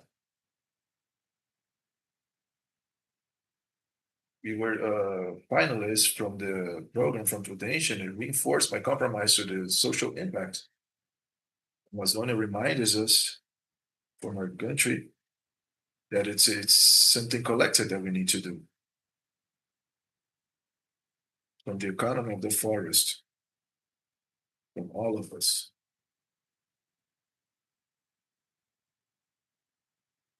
The only not only sells insurance, Prudential sells dreams.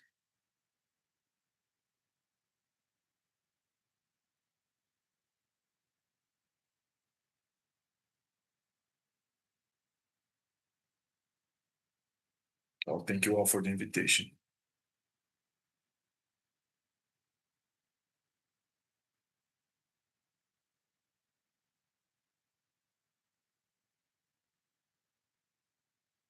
Yeah, with the agenda that talks with other sector, it came from the social environment sector. I'm an activist.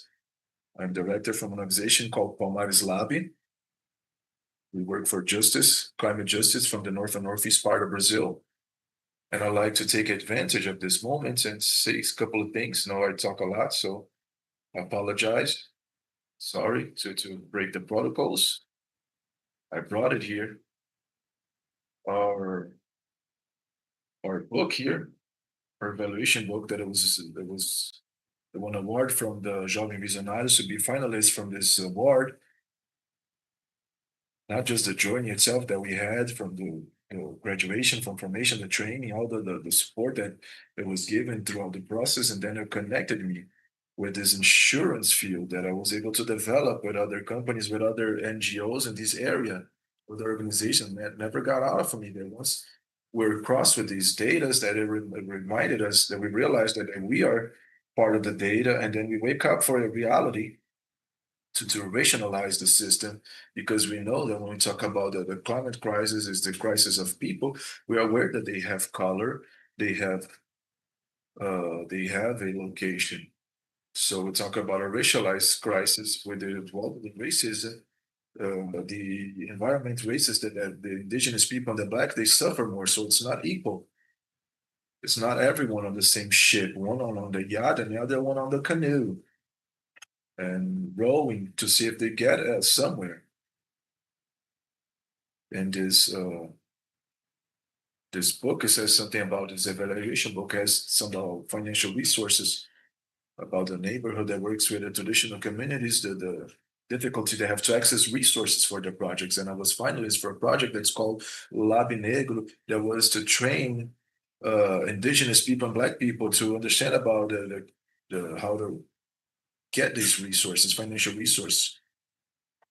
Here, the social investment, private social investment can do the whole difference, because while the population don't advance this Como's vision along with the sector, we don't have effective results. So I'd like to present you with I think a lot of story.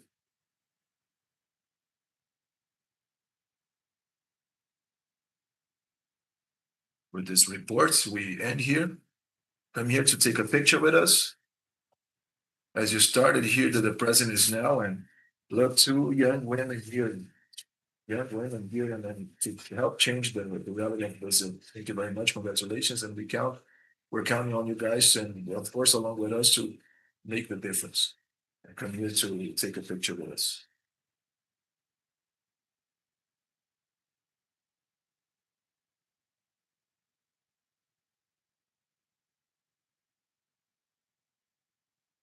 Thank you very much.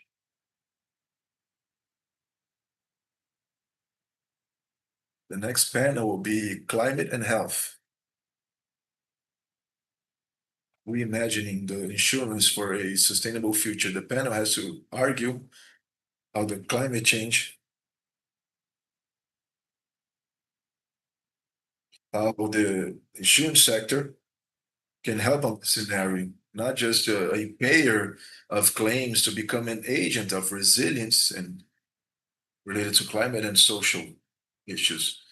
The conversation will highlight the strategic opportunity for the insurance market to innovate in products and to broaden the access to safety, and especially for the population that are more vulnerable.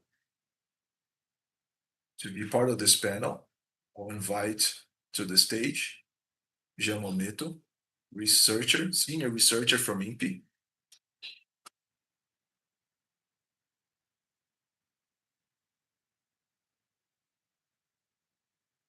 Gorete Pereira Paulo, director of the research network from FEV.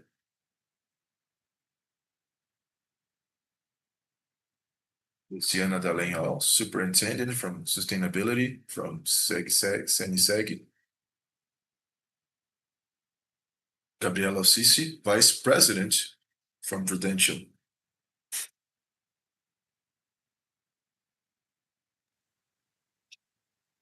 Welcome. The floor is yours. Thank you. Good morning, everyone. It's an honor for me to be moderating the panel with such an urgent topic, which basically is climate events. Climate events are not, the extreme climate events are not the exception. They are more and more common, and they will be more frequent in our lives. When we're talking about extreme climate events, we talk more about the frequency, the intensity, and how they will increase as the climatic crisis continue to happen. So this is not only an environmental agenda, it's a human agenda. When we started this week, when we got here, I remember seeing Professor Paulo Artacho saying that human health is a subproduct of environmental health. So with that, we say that the health system is also a subproduct of the climate system. And when one is unbalanced, the other follows. So if the climate system changes, the health system changes with it. They are converging and they walk hand in hand. And we want to discuss how the sector can become a sort of a mitigator for it, to help reduce it, but also to speed sustainable actions connecting climate, health, innovation, and, like Kim said, climate justice.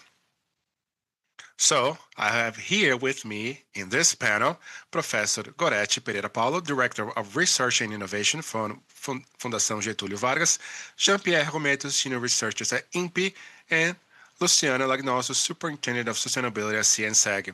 Initially, this panel would have Lincoln Muniz from the Ministry of Environment, but unfortunately he was summoned to an urgent meeting with the Ministry Marina, so we invited Luciana to be part here of the panel that very kindly came here to replace Lincoln. And it's interesting because now we kind of have a panel with a representative from the insurance sector, the Confederation, and the regulator. So we have the sector almost as a whole in its different spheres talking about this subject this morning. So to kickstart the panel, I'd like to ask for each of our panelists to have its initial remarks about the subject. Professor Gorete, if you'd like to go first, please. Thank you, Gabriela. Yeah, the subject is certainly very challenging. When we talk about climate, we are at a conference precisely to discuss about climate change.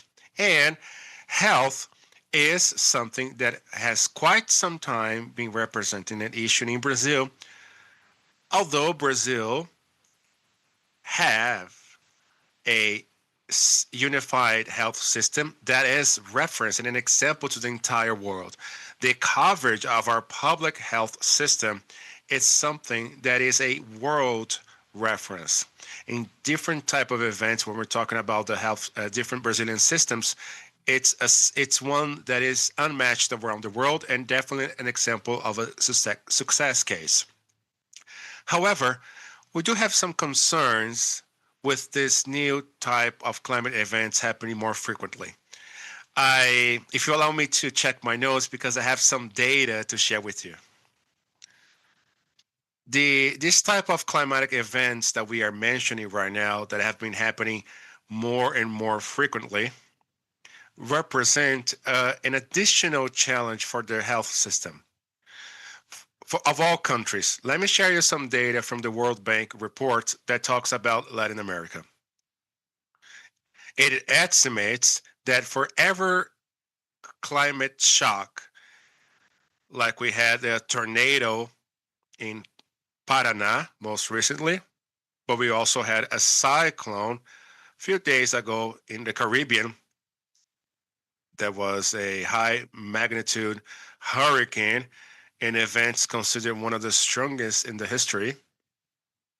So that report from the World Bank estimates that for every event like that, it's a shock that represents a reduction of 25 to 50% of the ability of the health system. In some cases, that capacity even goes down to zero. Cities like we just seen happening in Paraná. All these events brings forward the time for recovery of the health system that takes 1 to 5 years to recover of a shock of that magnitude. Now, in terms of costs, the estimated cost for South America and Caribbean of all these events that more frequently occur is $7 to $37 billion. In terms of deaths, estimated casualties and deaths is 32,100 and 165,000 deaths. And we are not only talking about deaths, because an event like this affects the life and the health of people for quite a long time after it. The impact is not only on their physical life, but it also takes a huge mental toll on people who lose their homes, lose their jobs, and that has the next day completely unsure and uncertain of what that person is going to do. So the impact in terms of health is massive. In an event here at COP30 this week, the executive secretary of the Ministry of Health, Adriano Massuda, has commented that he went alongside a team from the Ministry of Paraná, and he said that the main concern is to recover the primary care system as fast as possible, and they are concerned about the psychosomatic diseases, that is, the impact that that has on the lives of people, most likely for the rest of their lives. So that is the type of challenge that the unified health system like that in Brazil, that is a huge success, needs to face. And the health system has resources that are very limited. As we all know, the budget system in Brazil right now, despite the health ministry having the biggest budget, that ministry is also facing restrictions, and they have their own challenges and growing challenges. So what do we do? Well, the way here might be through partnerships with the private sector. And in that, the insurance companies, the insurance sector as a whole, has a fundamental role in aiding the assurance and ensuring those lives, the health of those people, because SUS, Brazilian's Unified Health System, despite of its brilliancy, it cannot accommodate all of that by itself. So it's necessary to have partnership and cooperation in order to face this growing challenge. Another important thing that is fundamental to face this type of challenge is regarding information and data. So a lot is said about climate change. We have the effects that we are seeing from these disasters, but we also have floods and heat waves. Yesterday, I was in the European Union panel with a representative from Helsinki city in Finland, and she has reported a huge concern with heat waves in Finland. And he said, look, for us, after we go above 15 Celsius, 15 degrees, it's something that is already considered an extreme situation that ends up increasing the mortality rate for people over 65 years old. So, listen, to talk about heat waves and the impact of those heat waves, what is the limit? What's the limit? Certainly in Brazil, the limit is not 15 degrees. We have a different reality than Europe. So what's the limit for Brazil? What characterizes a heat wave that actively has an impact in people's lives and health? And what's the age group that suffers the most?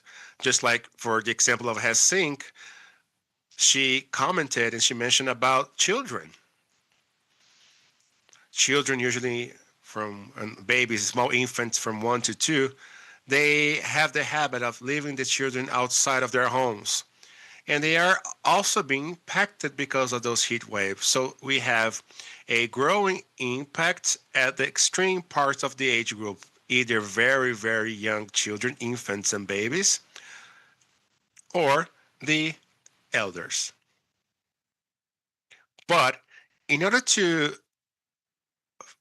say and affirm something like that in Brazil, if in Finland, going back to Helsinki, there's a growing concern from the city hall to collect more data, to work and analyze that data,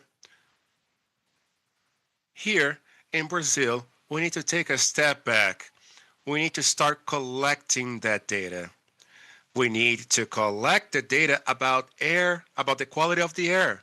How many Brazilian cities have places that measure the air quality, which has a huge impact on the health of people? I also would like to mention about an initiative from Fiocruz, a platform that they have released that monitors air quality, vigilance, and health in the Amazon. They just started releasing that. And that was an initiative from Fiocruz that was really important, that is going to help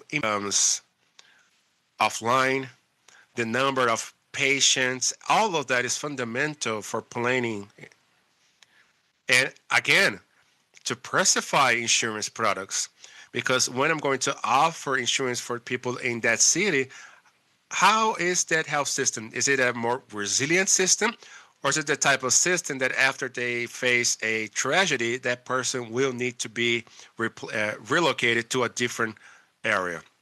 So that's one thing.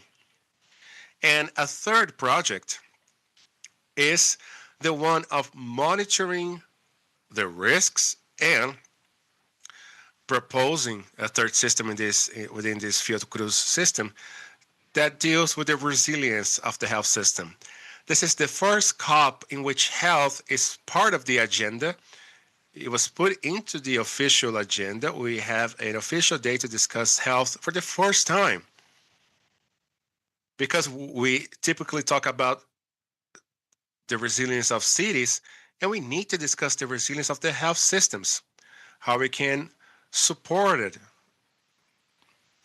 And now, just to end my initial remarks, the need to collect and treat data goes necessarily through a joint action with the cities. So yesterday, for example, we mentioned about Adapta Clima,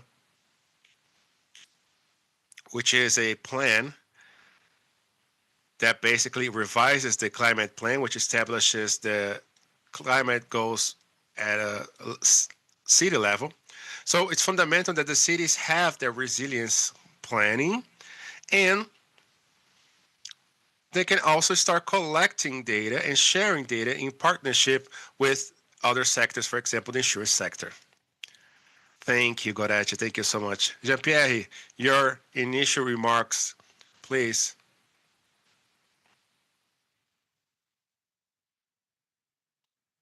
Yes, sorry.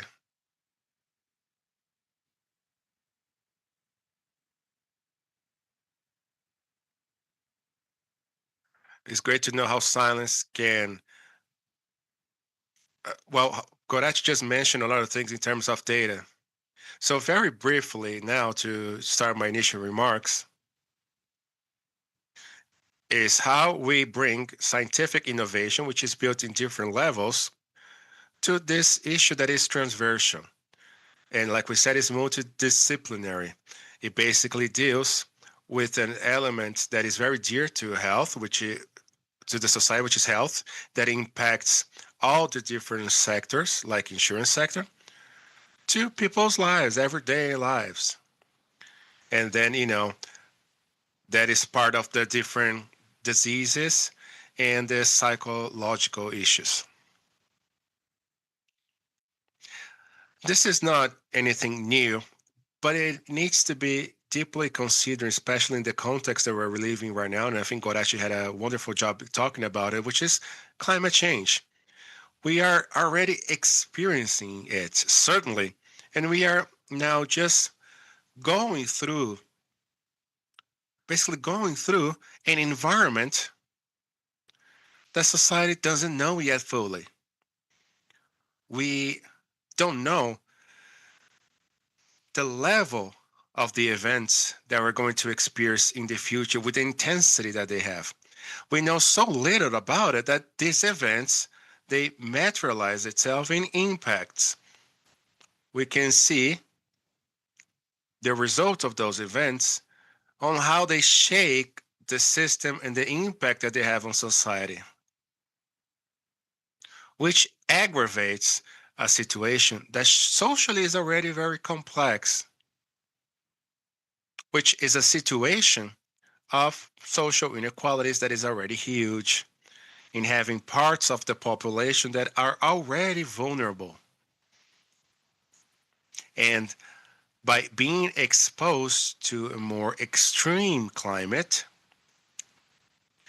the impact will certainly be greater. So when it comes to information, and we can definitely talk more about it, the platform Adapta Brasil has more information about it. Lincoln, which was supposed to be here, worked with us as well at INPE. So it's a platform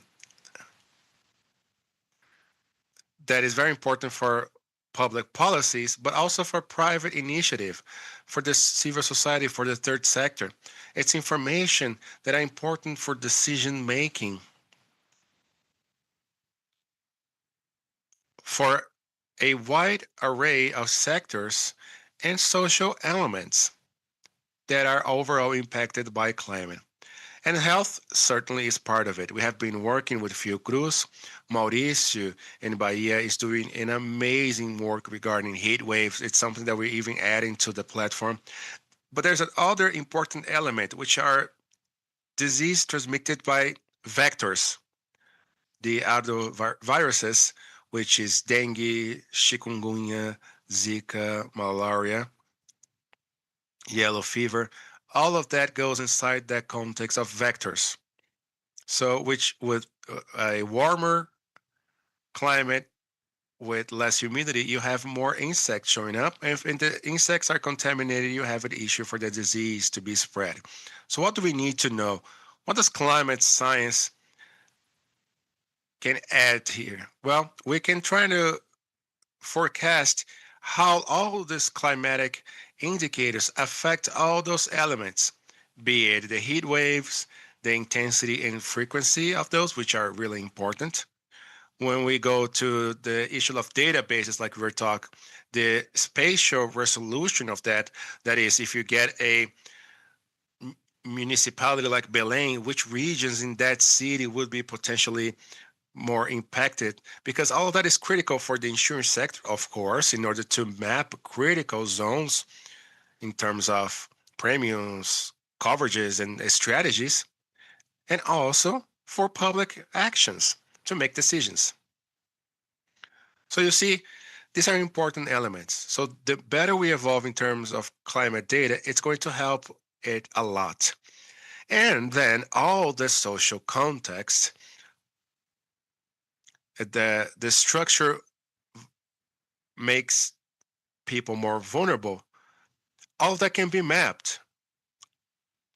And it can be associated to the capacity of the system to react and recover. Gorete mentioned about SUS, which is Brazil's health system that is extremely important for public health in the country. But the system in Paraná, like she said, if I'm not mistaken, 80% of the health units were impacted by the event. So the person doesn't have where to go. So it's important to map where these basic health units are. So much so that the Ministry of Health is proposing the Adapta SUS program, which is basically created to look at how vulnerable those structures are for climate events in order to be able to help the population when they need the most, right? Exactly. Exactly. At a city level too, and even at a neighborhood level. Because if that health unit is in a region that is a region that has a predisposition to be flooded, you need to be a plan in place for that.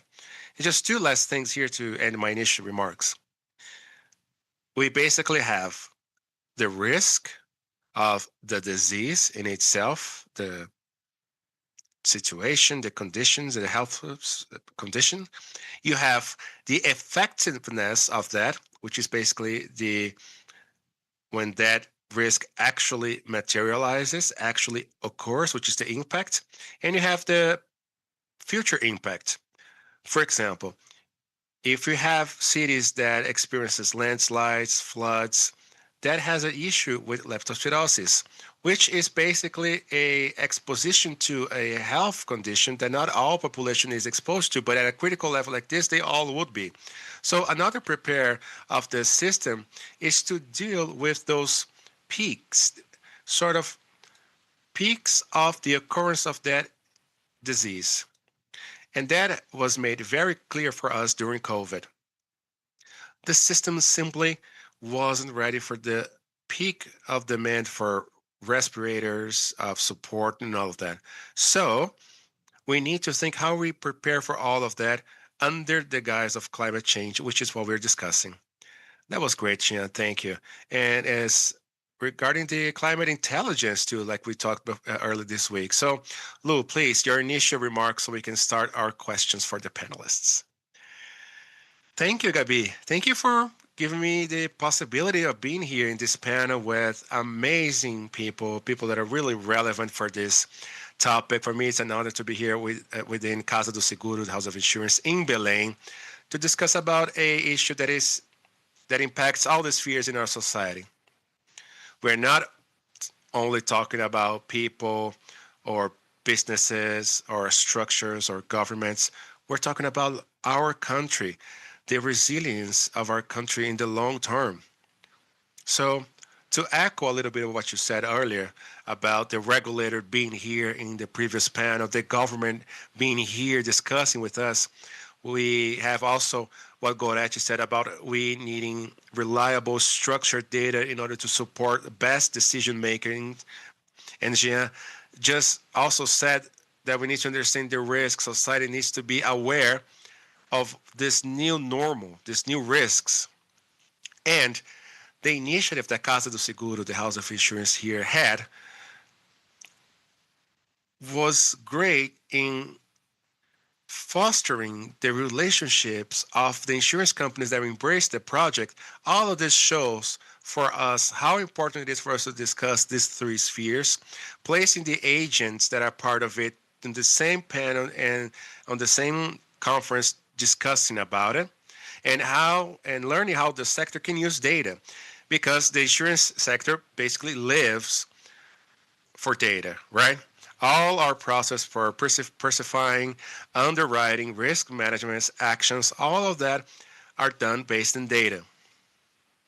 And how important it is also for us to be able to teach our insured people and the population that is not yet insured about this new normal.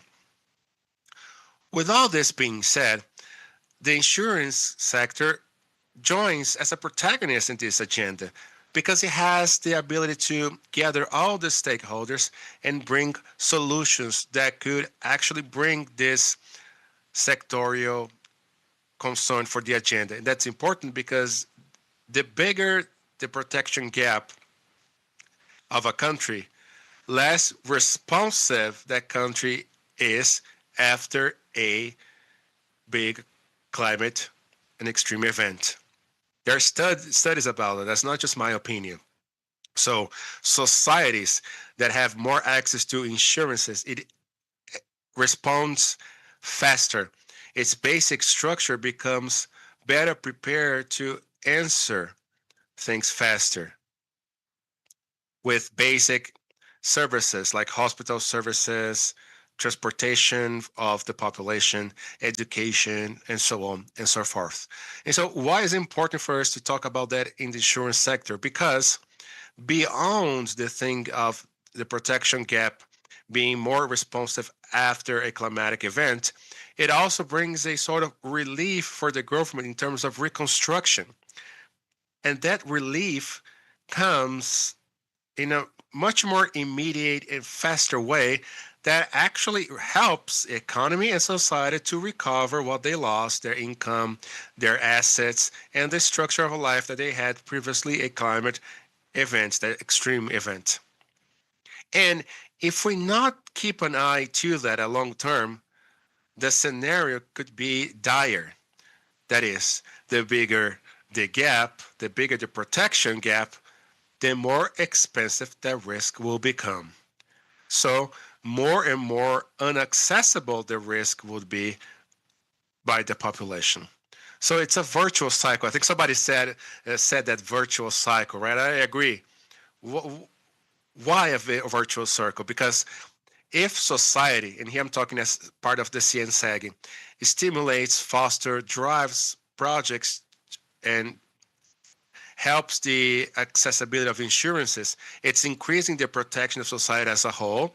In that sense, we ended up stimulating that population also understands the risk and prepares for it better, and after the mindset of people and companies already have the conception of being more resilient in adaptation and dealing and managing climate events, the financial impact after an event goes down and the price of insurance goes down.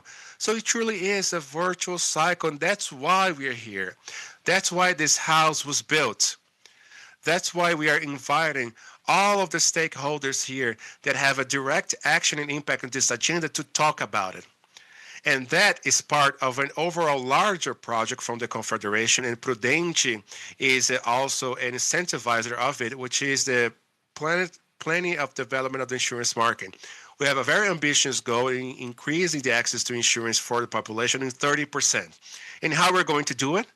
Well, by fostering projects, public and private partnerships, public policies, communication with the government, with other industries, and that's why we talk with the insurance sector, that's why we talk with cities, with state governments, with federal government, that's why we bring to the table other industries in order for us to really try to build bridges between what the insurance sector knows how to do, which it is to protect and manage risks and place that at the to society. Perfect. Thank you so much. I think, yeah, we close this cycle now with the climate risk, health, and the role of insurance and the ambition that we all have inside this COP in order for the betterment of society. So, Goretti, we are member of the Innovation Institute of Seguros and of Insurance and Reinsurance from Tulio Vargas that has as its goal to foster research and debates for the development of the sector. So what are the initiatives that the Institute has been doing, and what kind of innovation and products you have seen emerging more in the country? Well, the Institute, I'm a counselor from the Institute of Insurance and Reinsurance. Institute is a platform of research that was created inside the foundation of Getúlio Vargas to work in a multidisciplinary way. So it's a platform, open platform of researchers from the foundation. Has over 700 researchers. All the researchers from all the areas, from computer science to social sciences, public policies, everyone participate open. Gian, also for my friend here to participate, because it's open to all the researchers in Brazil. Our objective is to create a network, a multidisciplinary network with all these institutions. We have a partnership with universities overseas and here also in Brazil. And the Institute helps with the mission of the Foundation Getúlio Vargas, which is contribute to the development of the socio-economical and environmental sustainable of the country.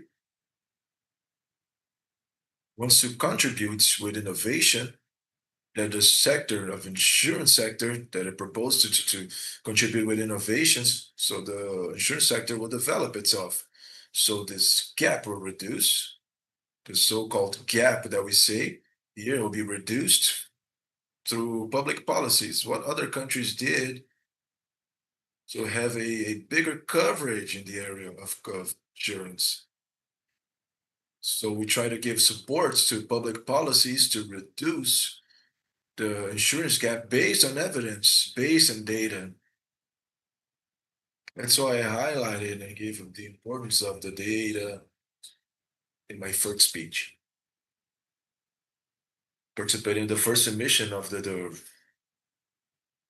insurance risk, it was an important moment for the Brazilian market and a moment that opens an opportunity for the market of emissions of the kind of insurance-linked securities titles that are titles that it comes here for a coverage, complementary coverage, mainly to events. So the Institute promotes a discussion to contribute with a research to use this instrument. So in the line of insurance of climate events, we have two researchers working on a proposal that works towards the municipalities to broaden the resilience of these municipalities the droughts and related to droughts and floods also. And in the event of hiring the insurance, the premium will be lower. And with the benefit that with a greater resiliency on the city through the collection of data and policies that are erected and through policies, climate policies, actually they're highly aligned with Adapta Clima.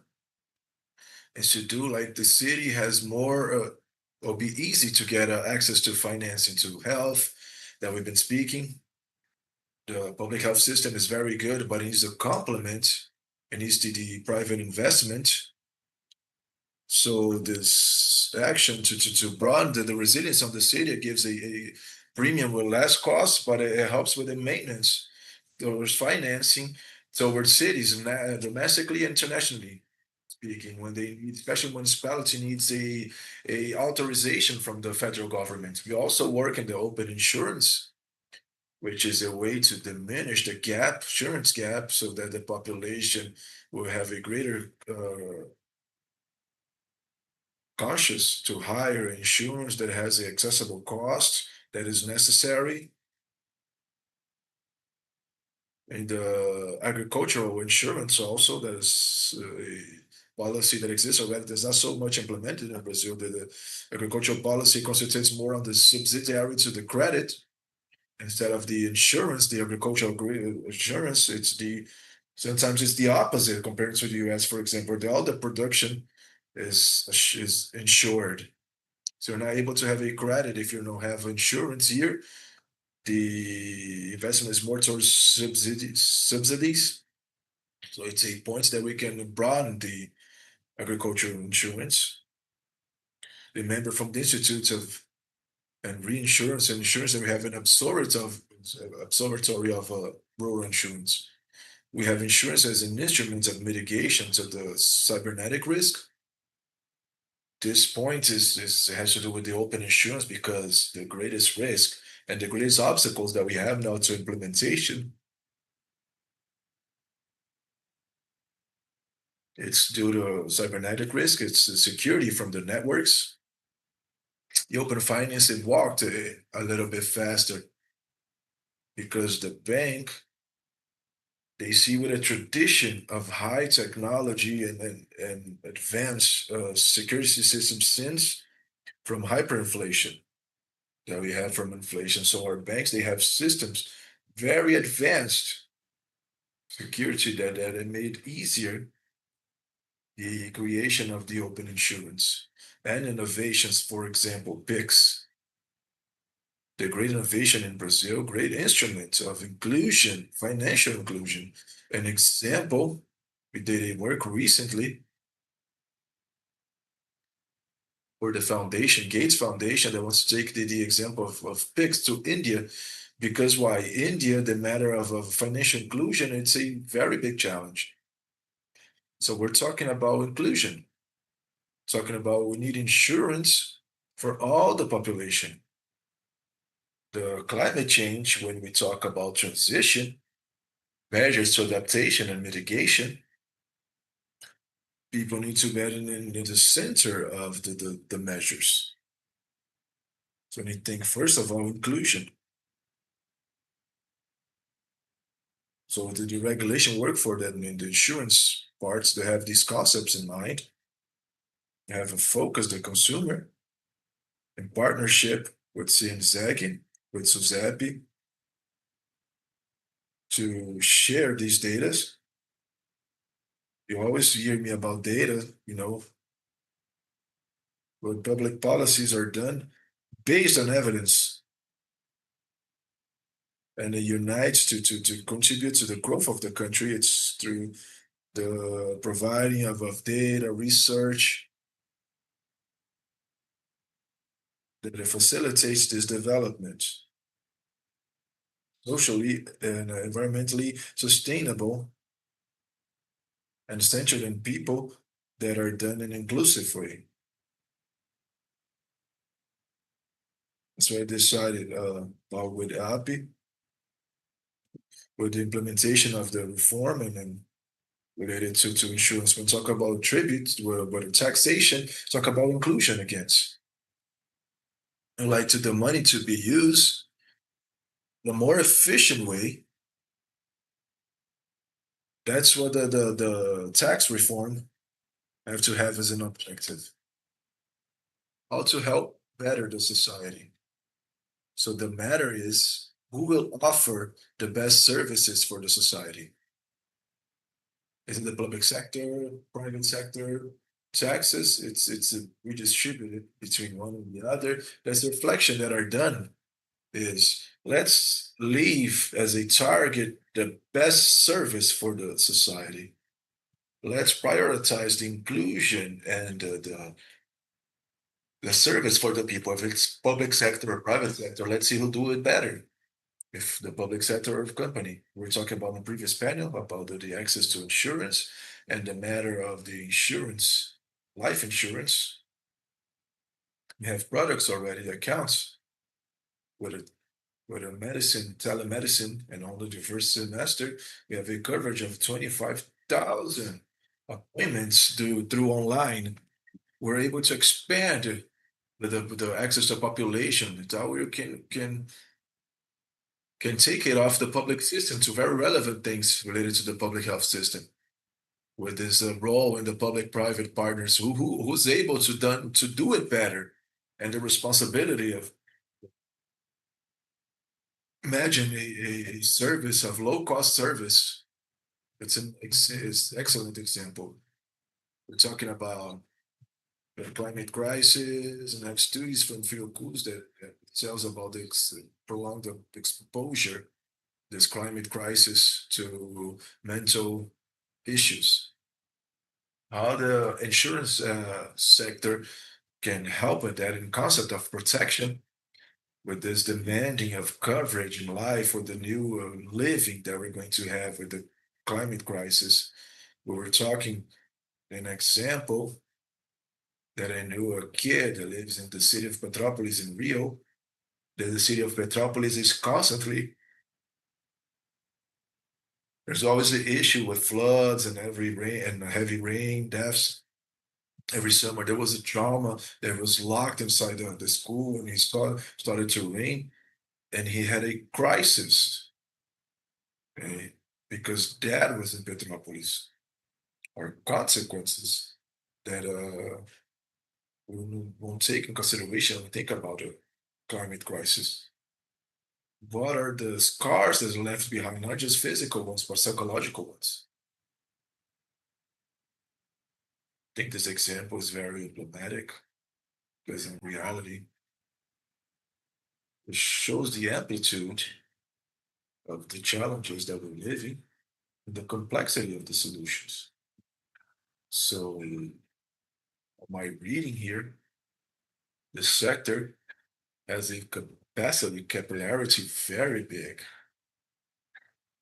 or capillarity, potential capillarity very big. So it makes that if we the catalyzer of subjects, whether these actions are to reduction of risk, which is important for the whole sector, for the sector itself, with the reduction of the premium eventually, and the capacity of to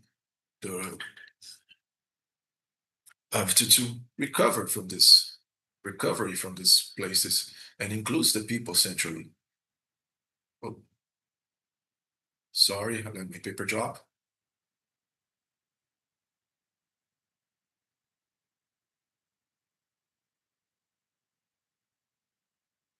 I'll get this full of paper here that we're collecting here. That's a central element because of from science area, and the science generated in the context of a public context. It's ENPI, it's from Science and Technology Ministry that works with the Environmental Ministry, that it came within this context, opening opportunity to amplify the dialogue. So this opportunity that we've been dialoguing with CNseg, with the sector, it's been very rich for us to understand how the information can be shown, presented. It's a very important element that it goes to the construction. From the construction the multidisciplinarity that was spoken, it's essential that will happen.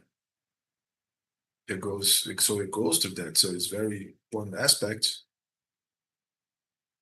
So since we've been dialoguing with public policies, how's this decision based in evidence materialize? For EPCC, for example,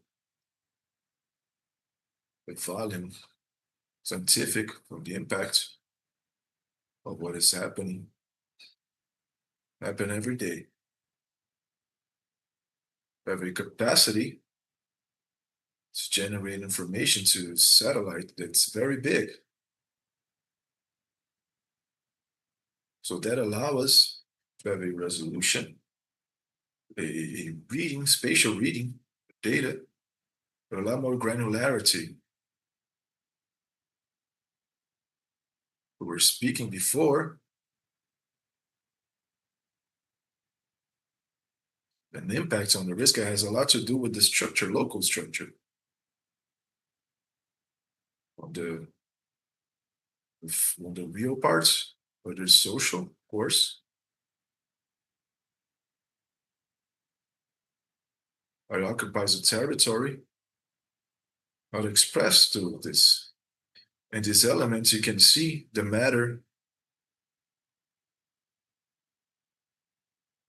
conditions, socio-economical conditions.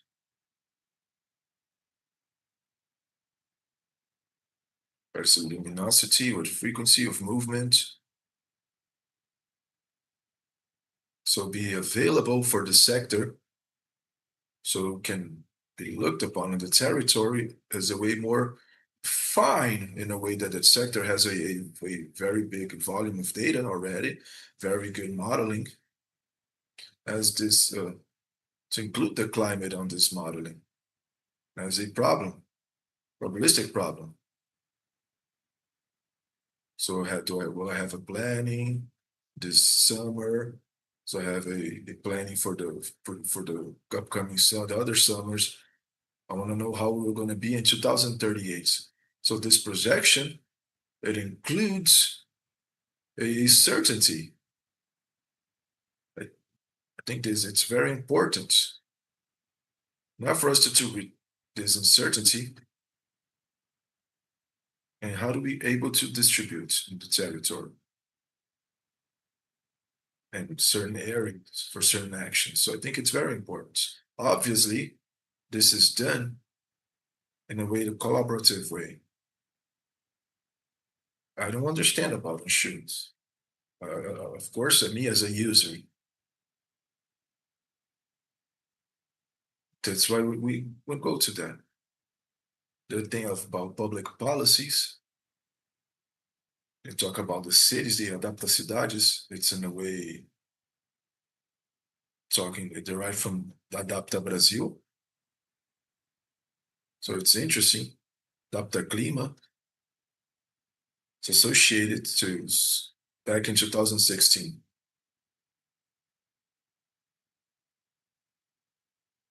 So that was in a way abandoned. So starting in 2023, started a new plan adaptation pills related to the climate. Of mitigations and adaptation. The adaptation plan, the logic, methodological logic. It goes agriculture. Is an Adapta Brasil that we invented. It comes from science that are consolidated, mainly on IPCC, that the solutions related to adaptation, the solution is local. You don't have a domestic strategy, especially on a continental country like ours. It's a reality and building difference from Rio, for example, to the program to answer that of São Paulo, Rio. It has all these municipalities that have the adaptation plan. We have 500 and plus municipalities, the 80%. They don't have that plan, and 50% don't even have a environment secretariat.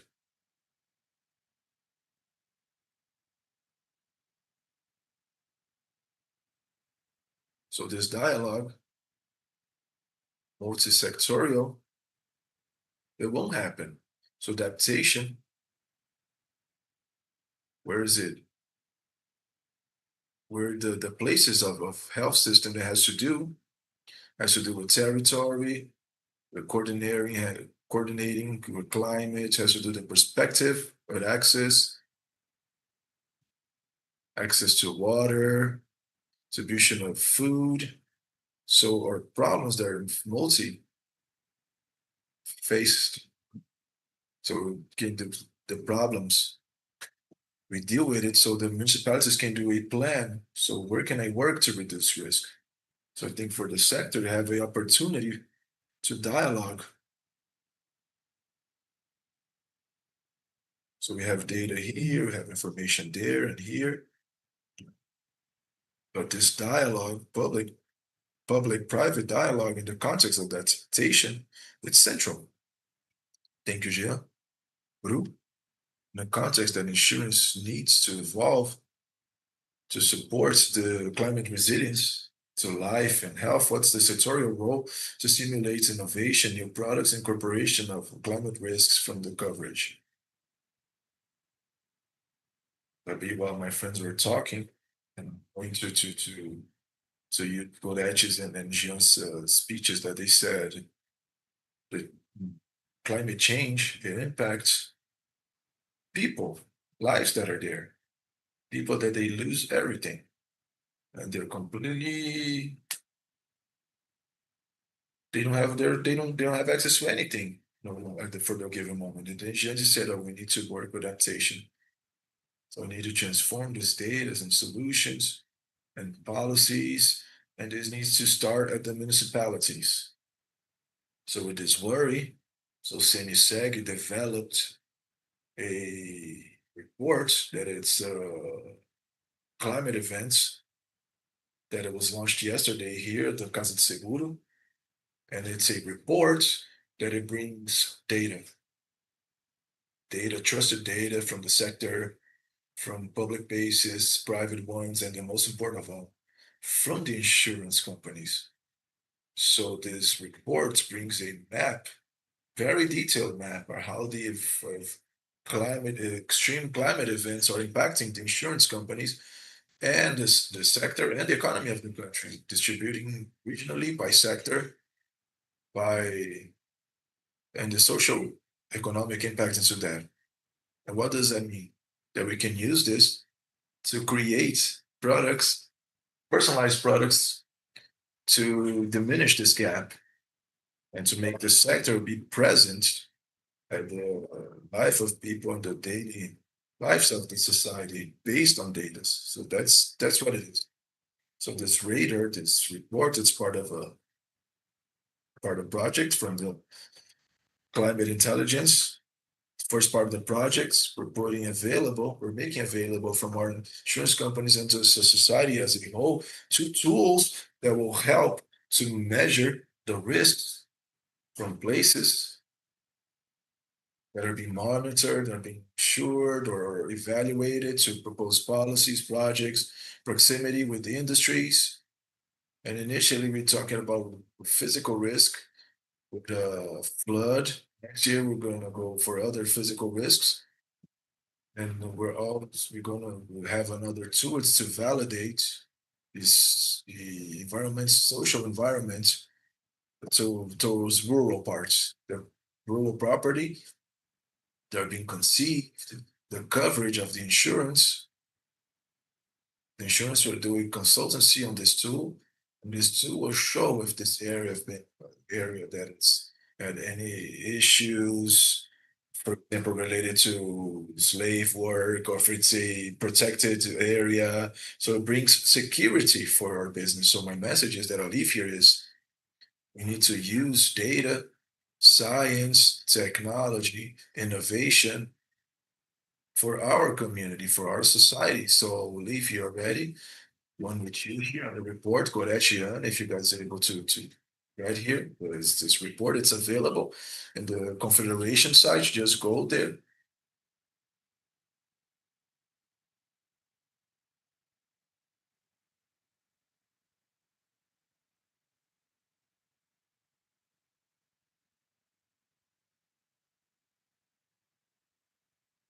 So it's a X-ray from related to all the what's going on with insurance companies. So it's a little bit of, it was a bit of the environment, social, and financing walking together, financial parts, like Tatiana said in the previous panel. The finance sector, this finance services, they have to come along because it doesn't exist. It's part of this ecosystem. With the social and environment, and needs to be together more and more interconnected and conscious about this climate crisis and working with this mitigation. We'll reach the end of the panel, and it'll be like a COP, only the beginning of the new connections. So reflections, but mainly of actions, because we're COP implementation COP, that this talk will keep going and generate more action. There is more implementation. Thank you very much for all. Thank you for CNseg to have a space like this one, to bring the space that will turn into reference, that everyone that we know, I went to the Casa do Seguro and who's watching us through YouTube and are not here in Belém, the Casa do Seguro, it's a reference here in Belém of good talks from the sectors. Thank you very much for the panelists. Thank you, Gian, Goretti, Lu, and good afternoon to all.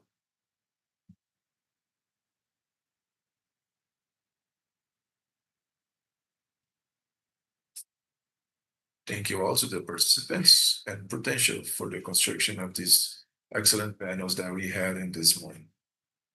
Take advantage to a special thank to all the empowerment from Casa do Seguro, Allianz, Axit, BB Seguros, Caixa Seguridade, Bradesco, Mafre, Marshall McFlynn, Porto, and Tokyo Marine. Now we're going to do a small break for lunch, and we'll be back at 2 p.m. with our program. May you all enjoy your lunch, and thank you very much.